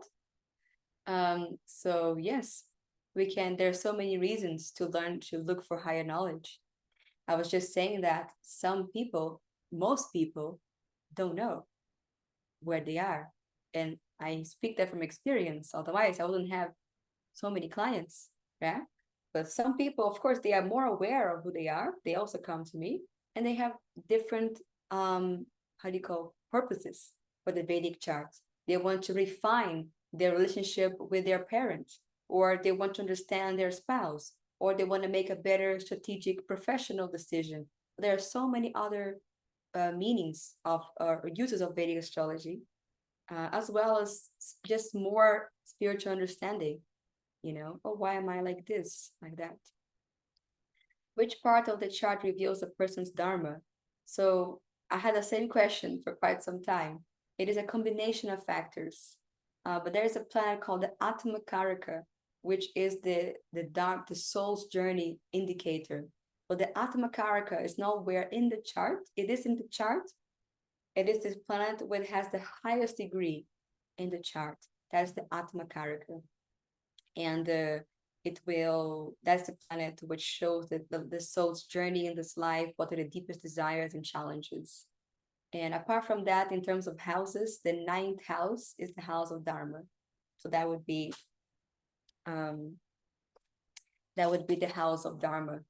But it's a full consultation to actually nail down the person's Dharma. And Vikash, how to know more about getting a personal consultation. So yes, stay tuned. In the end, I'm gonna share with you my personal social media platforms. I'm Astro Govinda I'm Astro Govinda on all social media platforms. So you can find it like that. But we'll get into that later. Let me see.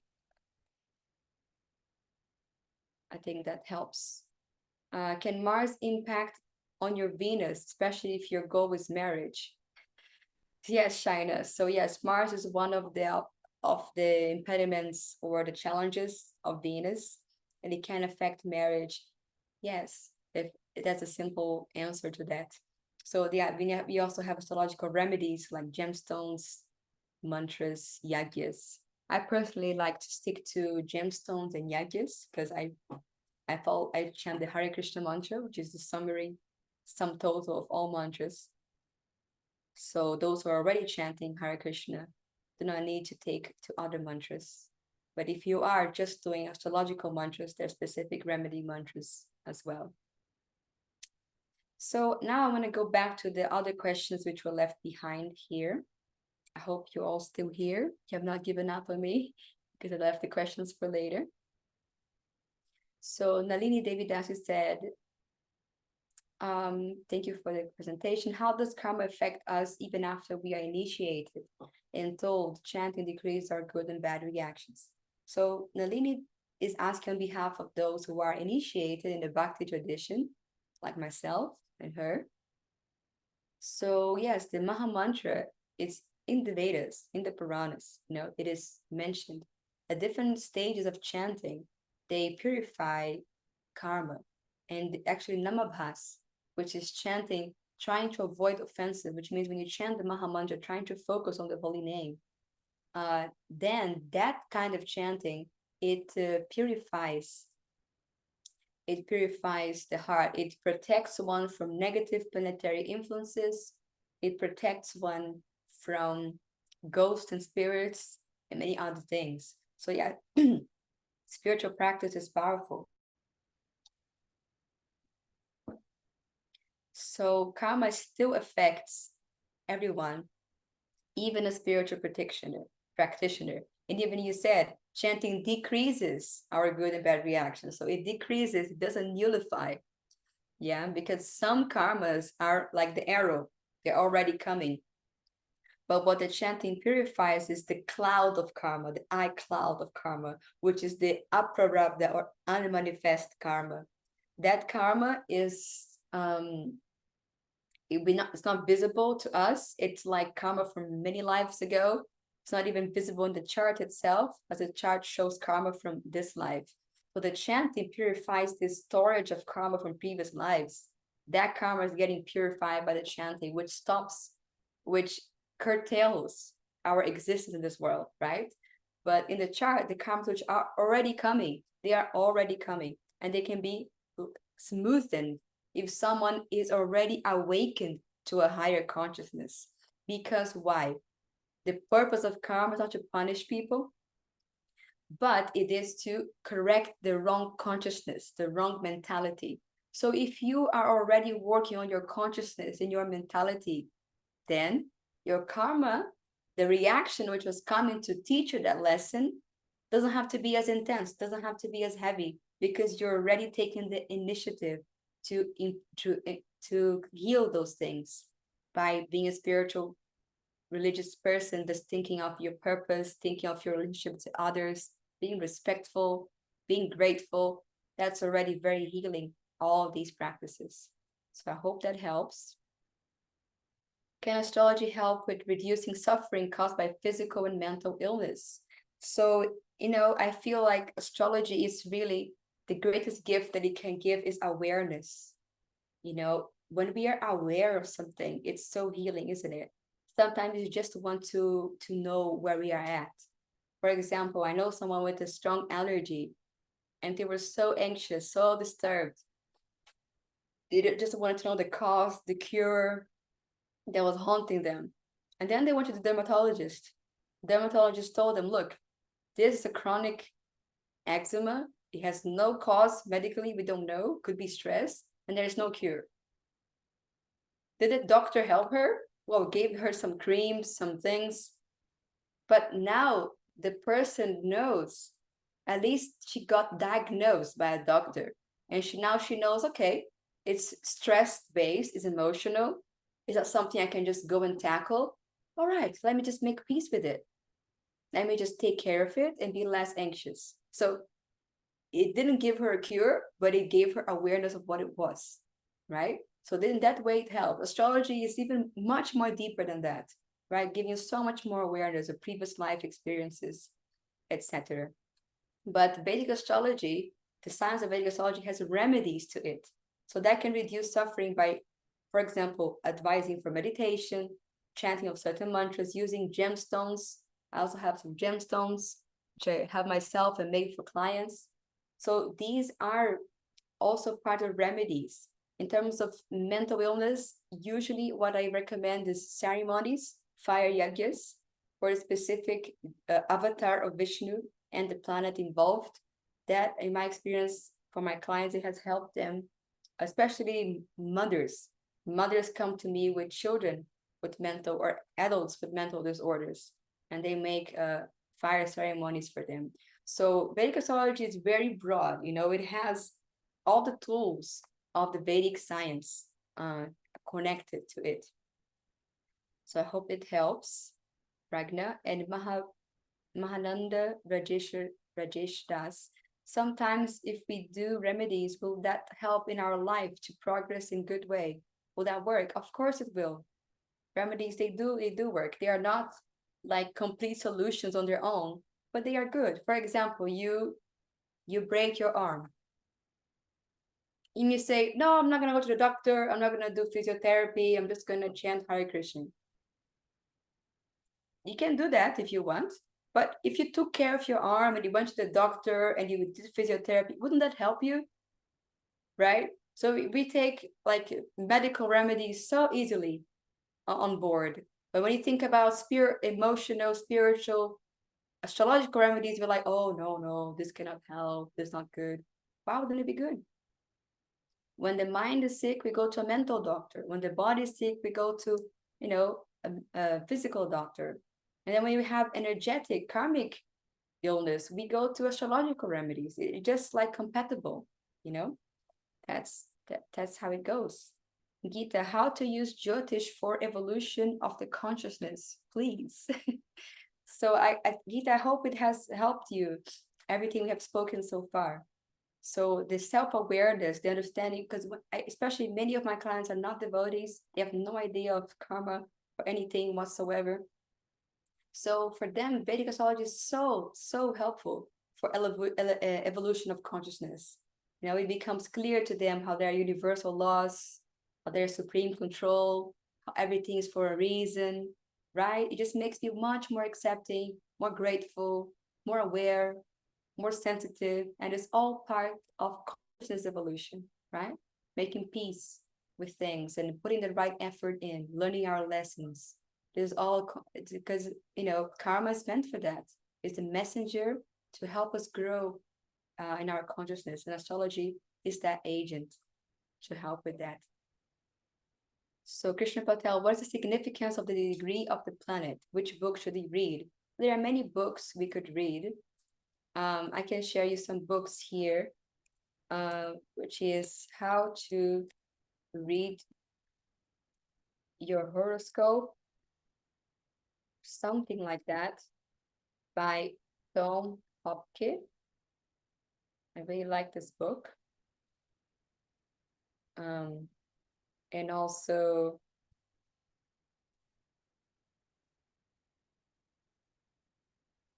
like this other author called B.V. Raman, excellent author, all his books. James T. Braha, great books. I'm putting that in the chat for those to find out more on your own.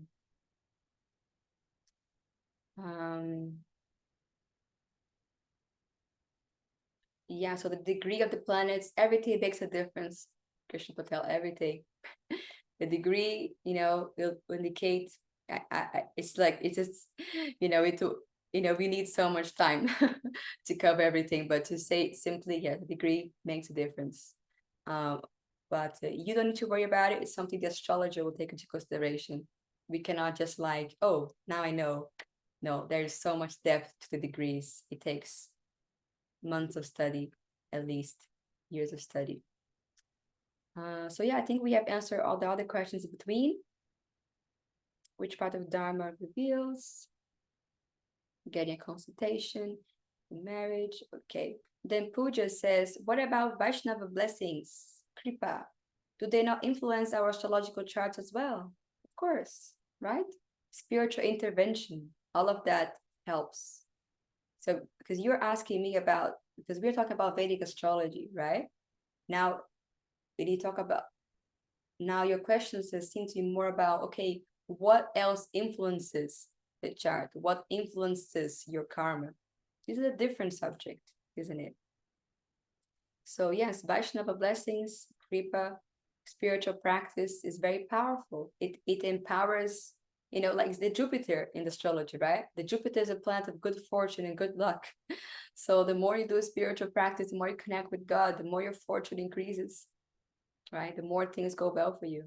So there is that astrological logic in that way. But apart from that, yes, saints can cure you, can bless, can remove things, powerful things can happen. with the proper blessings. So the Maha Mantra can help with Mars. Yes, Shai, the Maha Mantra helps with everything. The purpose of the Maha Mantra, it is to connect us with God, right? And connect the soul with God. And automatically, a result, a side effect of chanting Hare Krishna is many things will be figured out in our life.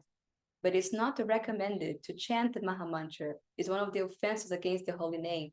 To consider the chanting of Hare Krishna one of the auspicious activities written in the Vedas as fruitive activities, karma kanda. So we don't compare chanting with astrological remedies. Chanting is beyond that. It's a spiritual practice which covers everything else. But I wouldn't recommend Hare Krishna for Mars. Don't have to think like that. Just chant for Krishna and things will be sorted out in that way.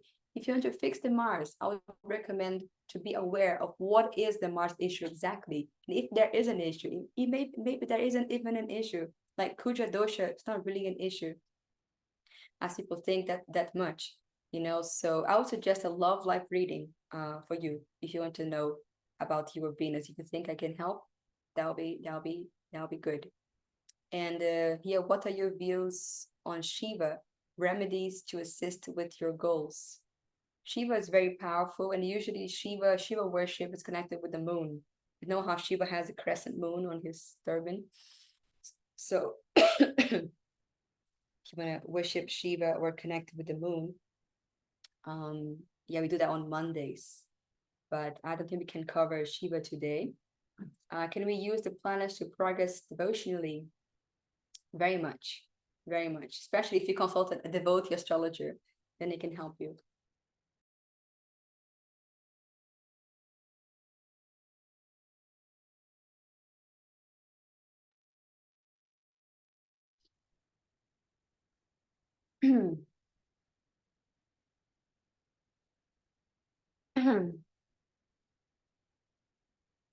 I don't think Parashara Horus Shastra is approachable for new people.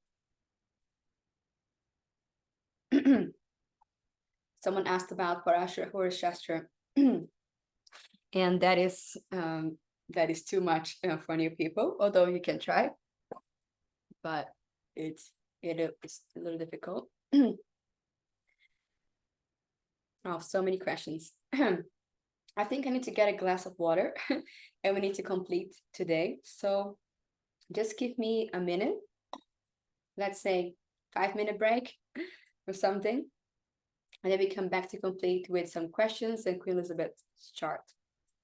All right. So just see you in 5 minutes.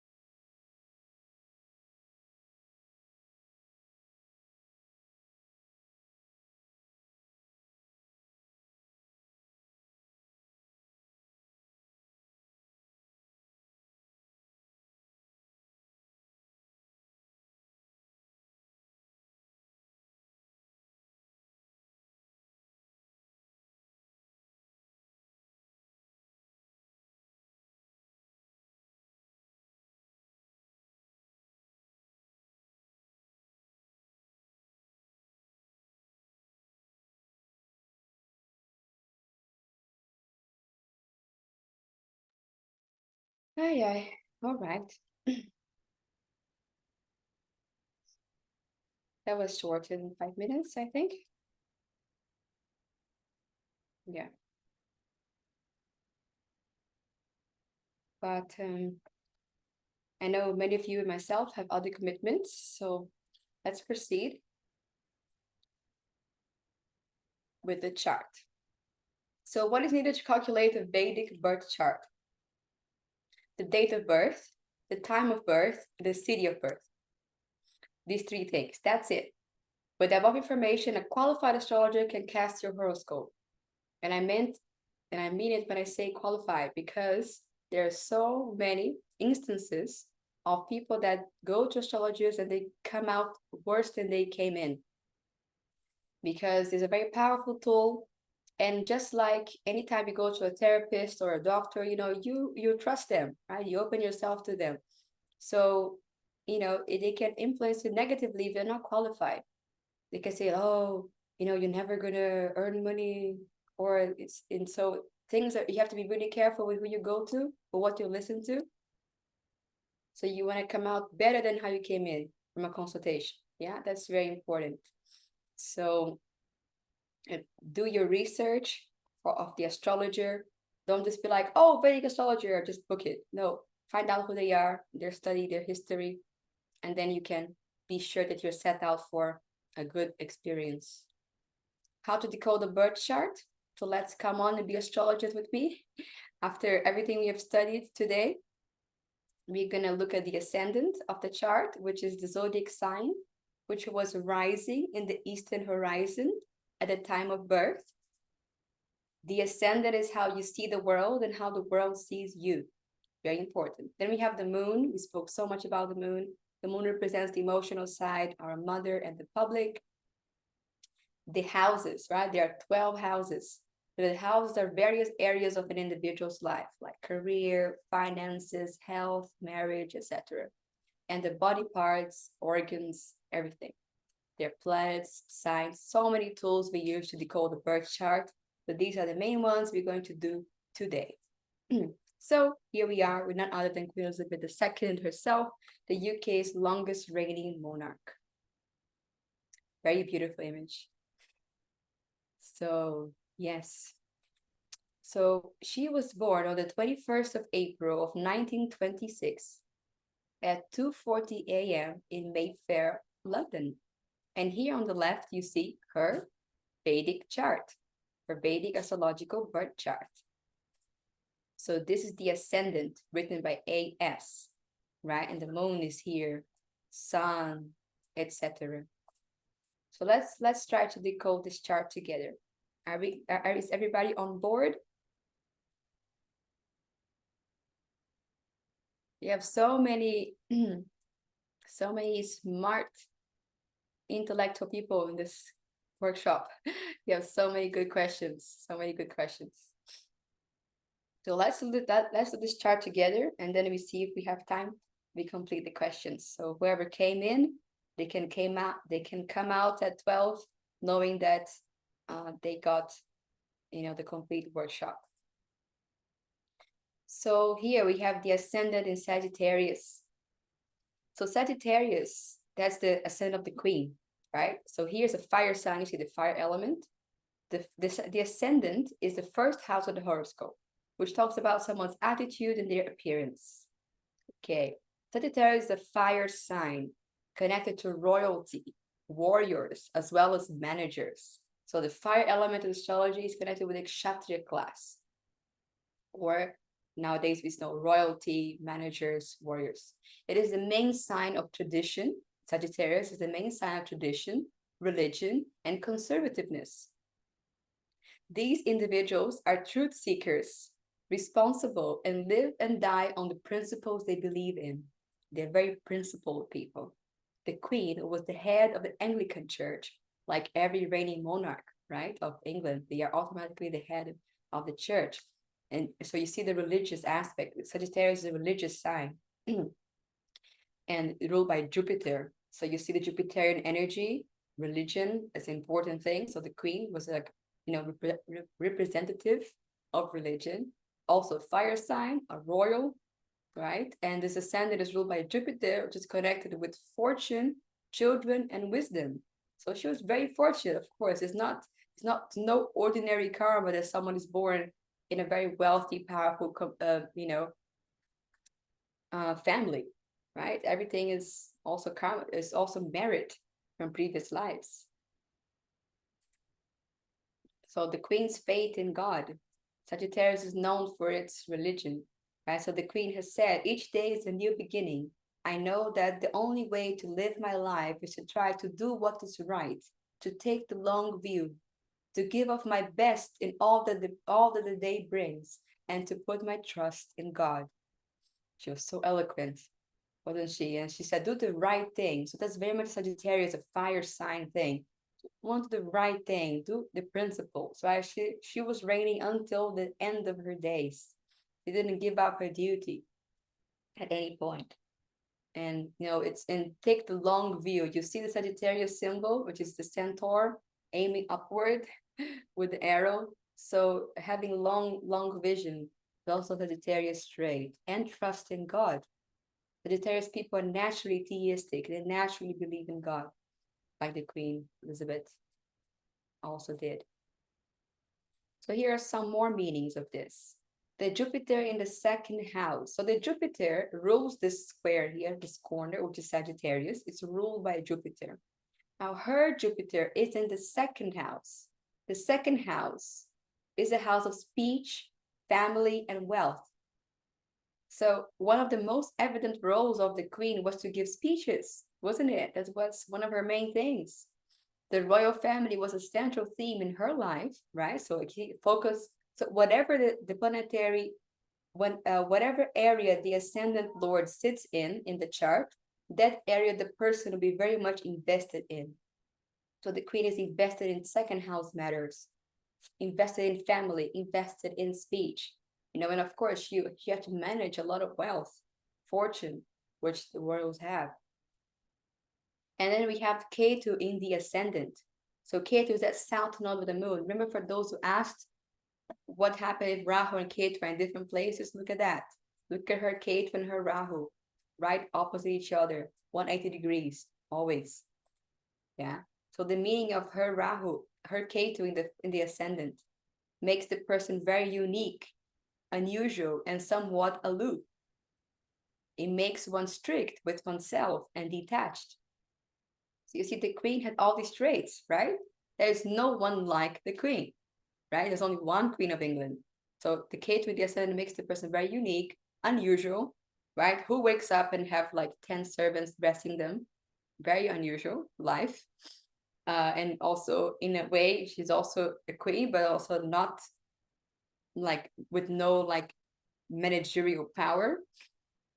So it's a very unusual situation in a way for her, and somewhat aloof, right? She could not put much of her opinion on things. She had to remain aloof. It seems that she was also not so much connected with some major decision.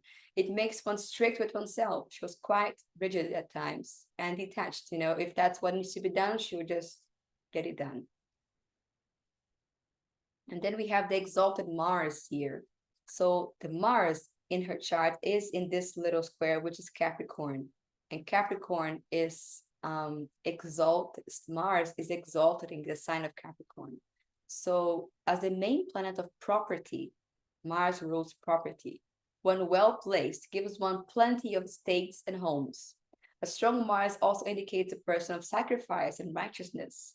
Mars is a planet of war and the military. The sovereign, is the head of the armed forces. And many members of the royal family have served in the military and hold honorary military appointments. So when she was only 18 years old, Elizabeth trained as a driver and mechanic with the ATS, Auxiliary Territorial Services, becoming the first female royal to become a full-time member of the armed forces. So just see her strong Mars influence in her chart. And Mars is next to Jupiter, her ascendant lord, influencing her even more. By the end of the war, she had reached the rank of junior commander. So she's very much involved. And she has, of course, a beautiful exalted sun here in the 5th house. I mean, to be the mother of the next king, he has to show in your chart, right? So, and we know that, you probably all know that she wasn't meant to be queen originally, right? Her uncle was the king. And because he abdicated, her father became the king, who was this younger, and therefore she became the queen. But in her birth chart, it was already shown that her son was going to become the king. How far out is that? So she has the exalted sun in Aries in the house of children. The sun is the planet of the king. The sun is a royal. The sun is the king of the planets. So in the fifth house of children, right? Elizabeth had 4 children. So you see how many.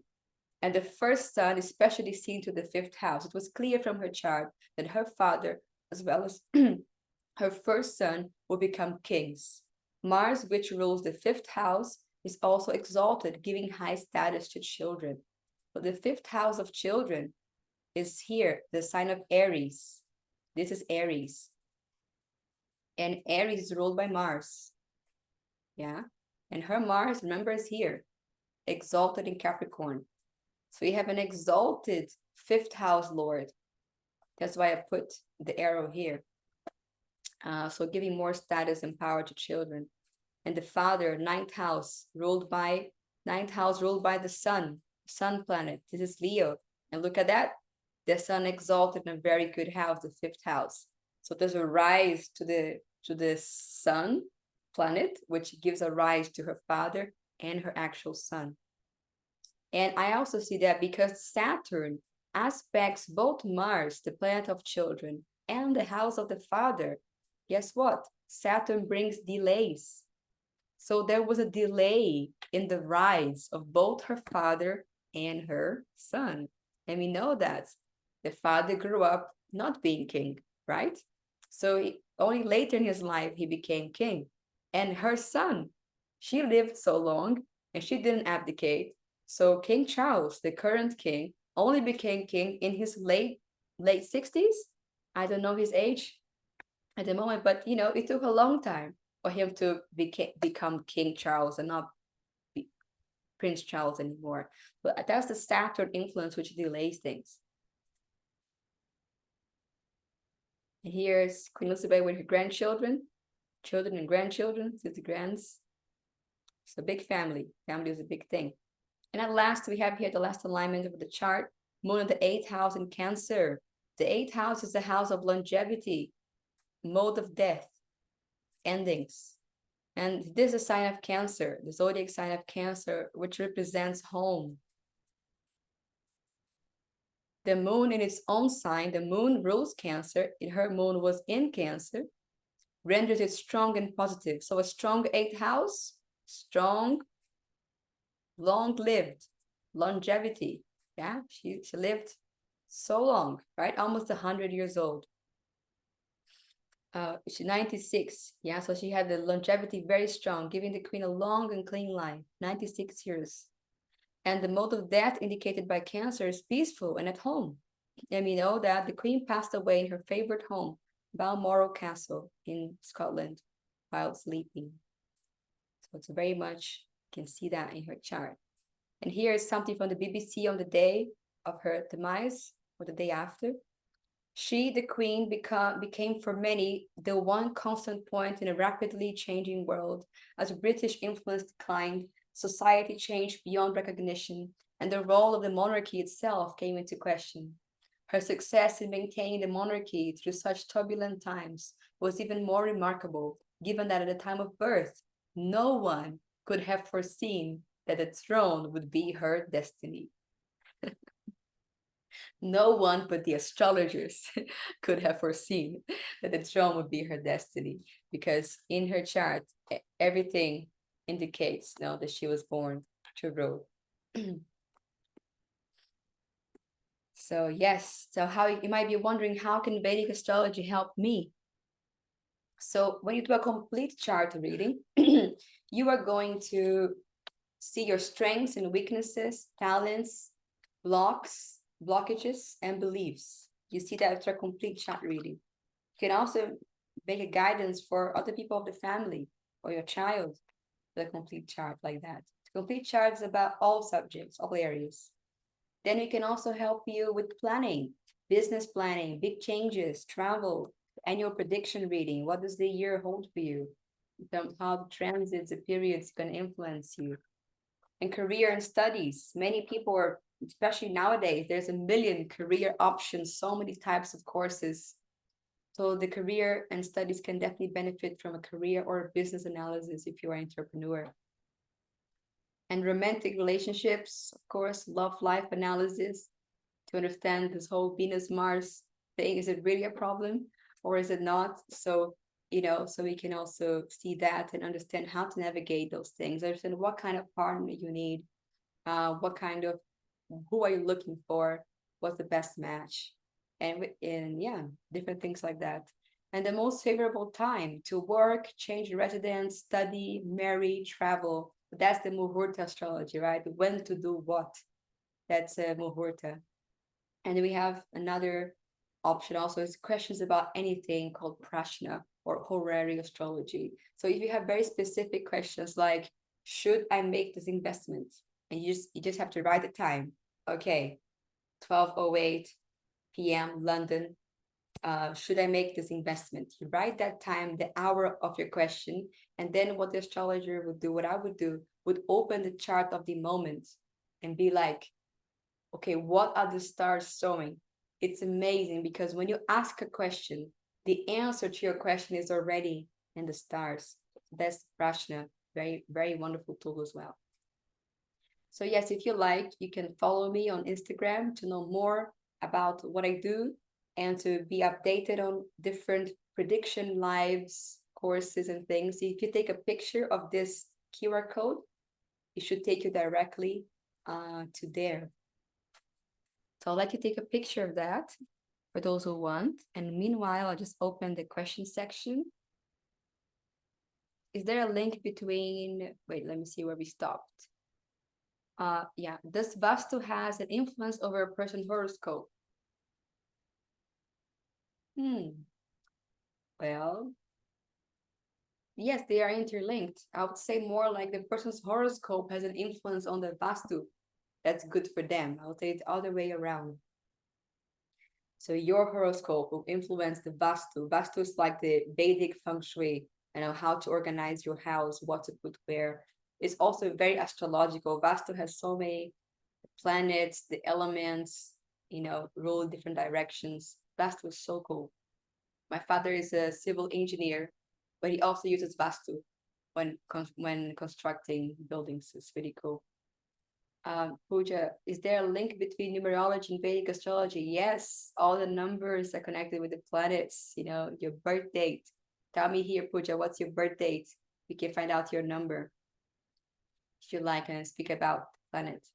So yeah, so I speak about numerology and the planets in the course. When you do the course, we speak about that. What are the course, by the way, is called the Path of the Stars, or Exploring Vedic Astrology. These are the two titles I've had so far. What are your views on the Sharasati period? Ooh, Sharasati, in summary, it is a life-changing period where, it's time to let go of what doesn't serve you anymore.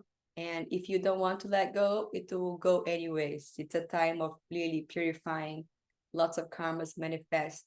It's a time of endings, losses. Really is a life-changing period. It happens every 22 years, but it depends when it starts according to your chart. So for those with the moon in Aquarius, moon in Pisces, moon in Aries, from over the last couple of years, you see more Saraswati is still active. Sometimes astrologers give a window of prediction, for example, for marriage of business, when this does not fructify despite efforts. How do we translate this? Interesting. Well, I guess it wasn't a good prediction, right? So if it doesn't fructify, it could mean that maybe the prediction wasn't done properly. And the other result is perhaps that there are some other alignments or karmas delaying that success, or blocking that thing. It doesn't mean that, usually windows, they are many windows of different things, like marriage and business, not just one window. So, and some things can delay that. For example, usually someone's chart, let's say, a Scorpio ascendant, they would marry around 24, 25. That would be the age general for a Scorpio ascendant. But, if there's a Saturn aspecting, if there's a malefic planet in the seventh house, it's going to delay that marriage. You see, so the astrologer has to take into consideration those things to make better analysis. And sometimes it's just not meant to be, right? So something else can come true. If we were to read a chart and the both places is different from the place we are currently living in, what place should we consider? I'm not sure if I understood your question, AK. If you were to read a chart in the both place, it depends what you're talking about. Anicia, let's do it. You mentioned Mars in the seventh house and effects. This is if this is coupled with Saturn, does this automatically imply delays and lessons? Well, Saturn and Mars together, they usually create a war zone. They create tension. They create procrastination, delays. So yes, it is a difficult alignment.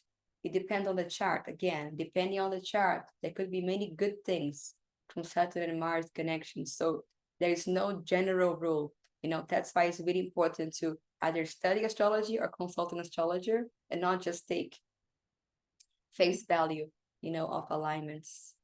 Manas, after horoscope analysis, let me actually move to the next page. Yeah, this page, for those who are here also, you can take a picture of this page. This is my logo, Astro Govinda. You see me on the social medias. If you have any questions or comments, you're also welcome to take a picture of this website, Instagram, email, where you are also better in those places. So while you take a screenshot of that as well, I'm just going to continue seeing the questions or comments. Manas, after horoscope analysis, will I hold back myself into fitting into the analysis? Well, that depends on you, you know, Manas. So I cannot say what you're going to do after your chart. But yeah, usually when I consult, I don't have this intention, right, to make people fit in. Because actually you don't have to fit in. The chart is a revelation of who you are or what your choices are. So you're not fitting into a chart. The chart is just describing you. So, you know, you have created that chart. So it's not like I usually try to fit the chart to the person. And sometimes people have unseen fears, blockages, or denials. So then the chart can reveal, and you're like, oh, but I don't think so. And then time passes, and you're like, man, actually, it is true. You know, so sometimes it's a question of sinking in, because there are subconscious patterns which we're not aware of. And astrology can help bring them to the surface. So that way it can be helpful. KS Charma, what does the Lagna mean and how Lagna means ascendant? So when you go back to this recording, you go back to the ascendant meaning. That is the same thing as Lagna. Yeah, it describes our personality, how people see us and how we see the world. That's the Lagna. And how does it define a person's life choices? It defines so many things. It's important in a person's chart. It's super important. The Lagna, the ascendant, is super important. That's why the time of birth is very relevant. If you don't have a time of birth, we use the moon as the Lagna or as the ascendant, and it's very relevant. Dr. Renuka, what are your charges for reading? Well, direct question. So yes, if you look on these, if you write to me, I can reply to you, but a complete consultation is £125. And prediction reading will be 81, love life will be 72. If you're just curious about anything, we have a half an hour, £50 bonus combo. So there are so many things there. I actually have 9 different types of consultation, and according to what you need, it'll be different prices. But the complete reading is 125. If you want to do like a question, those questions to the sky, up to 3 questions, it's always £27 as a fraction. So like that, you can find but your choices, and yeah, it's really up to you. AK, I meant if someone is born in Delhi and now lives in London, if we have to read the chart, which place should we consider? So AK, the chart is a picture of the sky, at the time and place where the person is born. But it does not matter where they go in the world. You have to put in the data, the time of birth, the date of birth, and the place of birth, and then you make a chart. So based on that chart alone, we make all the analysis. So it doesn't matter where they go in the world, it's the place of birth which creates the chart, not where they go afterwards, because it kind of freezes, the person is born and then snapshot. That's the chart. There's of course more analysis of it, but to keep it simple, we don't change the place. So now bring the Kamala Devi. Hare Krishna Mataji, is it true an astrologer can see that a person has loads of bad karma from previous life, please? Yes, we can see, as just like we can see loads of good karma from, for example, the Queen.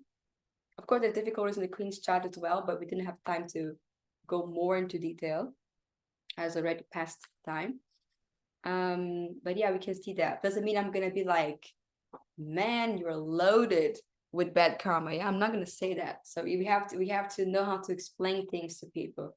And what is also valuable? Is it valuable to say that, or is it more valuable to tell them their strengths and how to overcome obstacles? That's more important. Okay, yes, Charma. Thank you. What a wonderful way to start the week, and learned a lot and hope to connect and continue to learn in the future. Wonderful. Hare Krishna. Thank you very much. Thank you very much for your time and insights. Most appreciated. Thank you, everyone. I am the most grateful for all of you. If you want to open your cameras, I also appreciate if you're able to, because I only saw names. So if I see you in the temple in London, I'll have no idea who you are. You'd be like, hey, I was in the astrology class. And I was like, who are you? I have no idea. So, oh, that's Rasarna Bagopal. You made so many questions. Okay, now I have your face in my mind. Oh, and Pragana Kiri also. Bring the Kamala Devi. Jai. Nalini Devi Dasi. Mahananda. Nice to meet you all. Ramashrish, it was a great pleasure, really. Puja Kumari, thank you. Thank you very much. So I think you all prepare for your lunch soon. We get going. It's a pleasure to be with you today, and hope to see you more for more occasions in London or online. So thank you, and have a wonderful, blessed weekend. Hare Krishna, Jai Shri Krishna, Haribol. Thank you.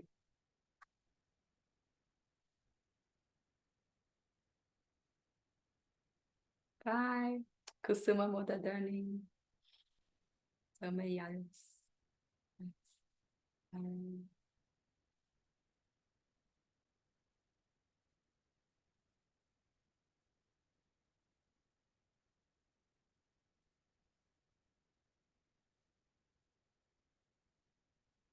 many text messages. Thank you for sharing your knowledge, insights. Can we get slides and recording? I don't know about the slides, but the recording, yes. Moving forward. Advanced course, yes, Vasarnava. Let's keep in touch. We're doing it in London, for sure. Thanks, Mataji. Thank you, everyone. So stay tuned with me on Instagram or by email, so you can be updated on the courses. Yeah, the upcoming courses. We have them coming soon, probably in May. We already have the first one in May, another one in November. Only 2 months, for those who are wondering. It's a 2-month long course, 8 classes for like beginner to intermediate astrology, Vedic astrology. Thank you, Lara. Manas, will you not help at all for free on my analysis? Hare Krishna, thank you for this opportunity. So yes, we all try our best to serve. You know, if someone is like a brahmachari, a temple resident, and you're living a life of service and you're not working, if that's your situation, you can write to me. We can find a middle term. I consult many brahmacharis as well, brahmacharis, especially from Delhi, other places. Astrology can really help someone in the ashram as well. So yeah, let me know your situation. If you need special assistance or a special discount, we can discuss that as well. Oh, Kishori Gokulanandini. Nice. Thank you. Thank you very much, Krista. So you offer astrology course. Yes, Manas, I offered astrology course. It's called The Path of the Stars. In the School of Bhakti, I've done that. And exploring Vedic astrology in the College of Vedic Studies. So that's for the School of Bhakti. We continue doing this year, see? School of Bhakti. And the Exploring Vedic Astrology is in the Zurich CVS. So dates to be announced, but probably around May, we have the astrology course. All right. So thank you all very much and see you in the future, in the near future. Hare Krishna.